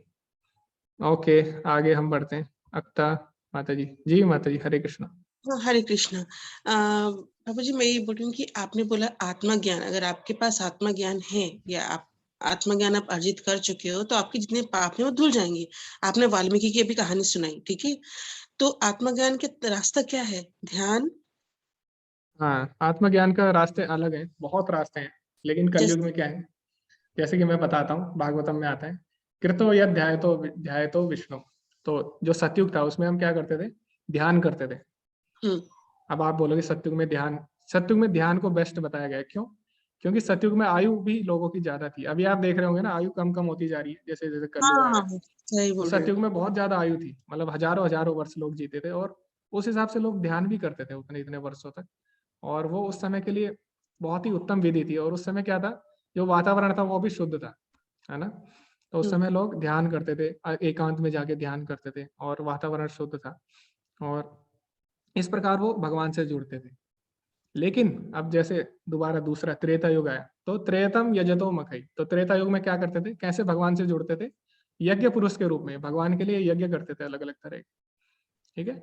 तो उस समय जो पुरोहित थे, पुरोहितों का उच्चारण बिल्कुल शुद्ध था, मतलब इतना शुद्ध था कि उनको उनको आग जलाने के लिए माचिस की जरूरत नहीं पड़ती थी, वो मंत्र पढ़ के ही आग जला देते थे पुरोहित, इतना शुद्ध उनका उच्चारण था। फिर आगे आया द्वापर युग। द्वापर युग परिचार्यायम। तो द्वापर युग में हम भगवान की सेवा कैसे करते थे, उनके अर्च विग्रह के रूप, ठीक है, मंदिर बनाते थे और अर्च विग्रह के रूप में उनकी सेवा करते थे। लेकिन कलयुग में क्या होगा, कलयुग में सारे खत्म होने वाले। कलयुग में आयु नहीं है लोगों की, ना बुद्धि है, ना लोगों का उच्चारण शुद्ध होगा, बुद्धि तो ना बहुत है, नहीं है बुद्धि तो माता अलग जी, है। नहीं है माता जी, ऐसा आपको लग रहा है। अगर बुद्धि होती तो संसार पतन की तरफ क्यों जा रहा है? हम्म। आप साइंस से देख रहे हो ना बुद्धि, साइंस से आप बुद्धि का अनुमान नहीं लगा सकते। संसार आजकल पतन की लोगों ओर जा रहा है को अल्टीमेटली, हम्म अल्टीमेटली संसार पतन की ओर ही जा रहा है ना अभी। हम्म। तो कैसे फिर बुद्धिमान हो सकते हैं? अभी हम दूसरे ग्रह पे जीवन ढूंढ रहे हैं, क्यों? हमें पता है कि इस ग्रह को हम बचा नहीं पा रहे हैं ना। तो वो है। और कलयुग में क्या होगा? कलयुग में कोई चीज भी शुद्ध नहीं है। मान लो आप यज्ञ करते हो तो उसके लिए आपको शुद्ध घी भी चाहिए होता है ना। हम्म। तो शुद्ध घी वो भी मिलना मुश्किल है। शुद्ध चीजें मतलब शुद्धता खो गई है, आयु खो गई है, बुद्धि खो गई है। तो कलयुग में फिर जीवों का उद्धार कैसे होगा? तो उसमें फिर चौथी लाइन आती है, कलौ तद हरि कीर्तनम। कलयुग में कैसे होगा? हम भगवान से जुड़ेंगे, भगवान का नाम लेके, ठीक है। इसीलिए कलयुग में जो मेथड है वो क्या है? भगवान का नाम संकीर्तन। तो भगवान, कल हमने बताया था ना, यज्ञ संकीर्तन अपराय यजंती ही सुमेधसा। उसमें बोला गया कलयुग में जो सुमेधसा यानी बुद्धिमान लोग होंगे वो भगवान के नाम का कीर्तन करेंगे, ठीक है। अच्छा, मैं तो माला जपती हूँ जैसे रोज, इससे कुछ प्रभाव पड़ता होगा? और ये हाँ बोल के क्यों नहीं? जपती हूँ, ये बोल के जपती हूँ वासुदेवाय नमः। ये पहले हरे कृष्णा बोलती थी मैं, तो किसी ने बोला कि तुम ऐसा बोला करो, ओम नहीं नहीं, भगवते वासुदेवाय नमः। एक्चुअली तो हमें, नहीं एक्चुअली हमें शास्त्रों के हिसाब से चलना होता है। तो हम अपनी बुद्धि, मैंने बताया ना अभी, शास्त्रों के हिसाब से हम चलेंगे अपनी बुद्धि, क्योंकि हमारी बुद्धि सीमित है, ठीक है। तो शास्त्रों में बताया गया कलयुग के लिए जो बेस्ट है, कलयुग के लिए सबसे उत्तम क्या है? हरे कृष्ण महामंत्र। तो उसमें आता है नीचे, ब्रह्मा जी बोलते हैं कले कलमश नाशनम। जो ये हरे कृष्ण महामंत्र है, कले कलमश नाशनम सर्व वेदेषु दृश्यते। मैंने सारे वेद देखी है लेकिन नता परतर उपाय, इसके अलावा कोई भी और उपाय नहीं है, ठीक है। तो आप वासुदेवाय नमः भी बोल सकते हैं, उसको छोड़िए मत अगर आपको इतना ही आनंद आ रहा है उसमें। लेकिन आप क्या करिए, हरे कृष्ण महामंत्र भी उसमें ऐड कर दीजिए, ठीक है। ठीक है, कितनी माला हाँ। करना चाहिए? रोज 16 करना चाहिए ना, बताया गया था 16 जी करना माला चाहिए। जी, आचार्य ने हमें हमारे 16 माला बोले जी। लेकिन इसकी लिमिट नहीं है, 16 मिनिमम है, आप मैक्सिमम कितने भी राउंड तक जा सकते हैं, ठीक है। और फोटो से पूजा करें या फिर मूर्ति लाके पूजा करें? अगर अभी फोटो। आप नए नए हो तो अर्च विग्रह सेवा में अभी उतने परफेक्ट नहीं है, तो पहले आप फोटो से प्रैक्टिस कर सकते हैं, क्योंकि अर्च विग्रह के नियम बहुत ही सख्त होते हैं। उसमें आपको अच्छा, डेली नहलाना है उसको, और डेली कपड़े बदलने होते हैं। मतलब प्रैक्टिस जब तक आपकी नहीं है, रेगुलर नहीं हो, तब तक पहले आप फोटो से स्टार्ट कर सकते हैं। आज हम लोग ध्यान करते हैं, आजकल हम लोग मतलब एक ग्रुप है, आजकल काफी लोग करते हैं, ध्यान सीख के करते हैं। तो ये करना भी तो मुझे लगता है करना चाहिए। कृष्ण जी के स्मरण करते हुए ध्यान करें तो। ध्यान कर सकते हैं, ध्यान कर सकते हैं, ध्यान में बुराई नहीं है। तो मैंने वही बताया ना आपको, कलयुग में जो उत्तम, सबसे एक एक बीमारी के कई इलाज हो सकते हैं, लेकिन डॉक्टर हमें क्या करता है? डॉक्टर जो सबसे उत्तम जो औषधि है वो हमें समय के हिसाब से देता है ना, हम्म। और एज के हिसाब से भी देता है। अगर बच्चा है उसको अलग दवाई देगा, बूढ़ा है अलग दवाई। तो इस हिसाब से ये एज, ये क्या है, अभी कलयुग है। तो कलयुग में भगवान बोले सबसे उत्तम दवाई है भगवान के नाम का कीर्तन। जब तो करना। जो बुद्धिमान लोग होंगे वो तो समझ जाएंगे, ठीक है। बाकी ठीक है, ध्यान व्यान करते रहिए आप, लेकिन उसमें ये भी ऐड कर दीजिए हरे कृष्ण महामंत्र, ठीक है। ठीक। ठीक। ओके, हरे कृष्ण। हरे कृष्ण। ओके, आगे हम बढ़ते हैं अमित प्रभु जी के पास। हरे कृष्ण प्रभु जी। हरे कृष्ण प्रभु जी। जी प्रभु जी। प्रभु जी, ये आगे वाला जो अंडरस्टैंडिंग है शायद मेरा उसी में ऐड एक क्वेश्चन है कि जैसे गीता जी 45 मिनट में बोली गई, जी जी जी। और काफी सारे श्लोक और काफी सारे वेदास जो हम देखते हैं, हमको लगता है ये परम गुह्य ज्ञान है हाँ और बहुत सुप्रीम नॉलेज है। तो इतने सारे नॉलेज हमको अंडरस्टैंडिंग करने के लिए इतनी दिक्कत हो रही है अभी। तो पहले के जमाने में मतलब लोग थे वो मतलब कुछ ज्यादा ही मतलब बुद्धिशाली थे, और वो जी जी। हमको लग रहा है कि हम अभी लैगिंग है कि लीडिंग है। हम जो नहीं अपने आप को मानते थे कि हम हाँ, अभी बहुत टेक्नोलॉजी आ गई, हम नासा हो गए, ये हो गए, हम सैटेलाइट लॉन्च कर रहे हैं, तो लीडिंग है कि लैगिंग है सर? ऐसा अपने लैगिंग आप को है। एक क्वेश्चन हो रहा है, देखो क्योंकि अभी, इतना नॉलेज तो है ही नहीं हमारे पास कि हम अभी अपने क्या है आप ना, को आत्म साक्षात्कार कर सके। अभी प्रभु जी, अभी हम सोच रहे हैं, अभी हम सोच रहे हैं इस जीवन के बारे में, ठीक है। हम जो भी कार्य कर रहे हैं, जो भी एडवांसमेंट कर रहे हैं, हम इस जीवन को सोचते हुए कर रहे हैं, ठीक है। लेकिन बुद्धिमान कौन है? बुद्धिमान वो है ना सिर्फ जो इस जीवन की सोचता है, बल्कि अगले की भी सोचेगा, ठीक है। तो अभी जो भी हम कर रहे हैं इस जीवन को सोच के कर रहे हैं, इसीलिए तो भोग बढ़ रहे हैं। इसीलिए हम सोच रहे हैं कि शायद अभी ये शरीर है हमारा, हम लोग शरीर है और ये नष्ट हो जाएगा, तो हम क्या कर रहे हैं? भोग बढ़ा रहे हैं। तो इस कारण हम प्रकृति के जितने भी संसाधन है उनका भोग कर रहे हैं, और इस कारण हम देख रहे हैं कि प्रकृति को बहुत हानि हो रही है ना। कितनी भी हम वैज्ञानिक तरक्की कर लें, तो भोग की इच्छा अगर हमारे अंदर है तो अल्टीमेटली हमारे पतन की ओर ही हम जा रहे हैं, ठीक है। तो हम ये नहीं बोल सकते हम बुद्धिमान बन रहे हैं, हम क्या कर रहे हैं, हम भोगी बन रहे हैं, हम ये बोल सकते हैं, ठीक है। जो आधुनिक शिक्षा हमें भोगी बना रही है, क्यों? क्योंकि वो बता रही है कि हम लोग केमिकल है, तो केमिकल है तो क्या करना है, हमें भोग करना है, क्योंकि हम नष्ट हो जाएंगे। तो इसीलिए जो पुराने जमाने में जो लोग थे, प्राचीन ऋषि मुनि, उनको पता था कि हम लोग शरीर नहीं आत्मा है, उस हिसाब से वो कार्य कर रहे हैं। तो उस हिसाब से क्या होता है, प्रकृति का नुकसान भी नहीं हो रहा है और दिव्य ज्ञान भी मिल रहा है। और ऐसा नहीं है वेदों में खाली आध्यात्मिक ज्ञान भी है, ये वेदों में मैटेरियलिस्टिक नॉलेज भी है, सांसारिक ज्ञान भी है ना। जैसे मैंने आपको बताया था ना, कि सूर्य सिद्धांत में सब ग्रहों की गति के बारे में है, उनकी डिस्टेंस क्या है धरती से, सब है। तो वेदों में दोनों ज्ञान थे और दोनों ज्ञान जरूरी है, ठीक है, आध्यात्मिक भी और भौतिक ज्ञान भी। तो वो था। और ये बात थी। और दूसरा आपने बोला अर्जुन ने सुन लिया, तो क्या वो इतना इंटेलिजेंट थे? हाँ थे। तो पहले जमाने में जो लोग थे उनको श्रुतिधर बोला जाता था। श्रुतिधर मतलब होता है जो सुन के ही याद कर लेते थे, ठीक है, उन्हें ज्यादा चिंतन करने की आवश्यकता नहीं पड़ती थी। तो श्रुतिधर, इसीलिए आपने देखा होगा अभी भी कुछ स्कूल, अभी भी कुछ है जहाँ पे वेद पढ़ाए जाते हैं, वहाँ पे उच्चारण किया जाता है और वो लोग डेली सुनते हैं वेदों को। तो लेकिन आजकल उनको याद नहीं होते। लेकिन पहले क्या होता था, वेद ऐसे ही बोले जाते थे। वेद को श्रुति शास्त्र भी बोलते हैं, अगर आपको पता होगा। तो श्रुति शास्त्र क्या होते थे, जिनको हम गुरु से सुन के हम याद करते थे। तो गुरु एक बार बोलता था और हमें याद हो जाते थे, तो ऐसे लोगों को श्रुतिधर बोला गया था। तो पहले ऐसे था, लेकिन आजकल ऐसा नहीं है। आजकल तो लिख के भी याद नहीं होते तो इसीलिए हम देखें तो हमारी बुद्धि हीन होती जा रही है जैसे जैसे कलयुग आगे बढ़ रहा है, ठीक है, और भोग की तरफ हम बढ़ते जा रहे हैं। ओके, तो अब मंत्रिता बोल रही है, उनको को होस्ट बनाइए। ओके ठीक है मंत्रिता, तो अब हम ये सेशन एंड करते हैं और धन्यवाद आप सभी का ज्वाइन करने के लिए। वैष्णव प्रणाम मंत्र करेंगे, उसके बाद हम एंड करते हैं। ये मंत्रिता, हरे कृष्णा। हरे कृष्णा प्रभु जी। जी, आप वैष्णव प्रणाम मंत्र बोलना चाहेंगे? यस प्रभु जी, लेकिन ध्रुव ने भी बोला था उसे भी बोलना है, इसलिए हाँ, मैं चाहती हूँ वो बोले। कोई बात नहीं, आप भी बोल दीजिए, उनको भी हम चांस देंगे। ओके प्रभु जी। जी प्रभु जी। वाञ्छत्कल्पतरुभ्यश्च कृपा सिन्धुभ्यैव च पतितानां पावनेभ्यो वैष्णवेभ्यो नमो नमः। अनंत कोटि वैष्णव वृंद की जय। जय। श्रील प्रभुपाद जी की जय। जय। हरे कृष्णा। हरे कृष्णा।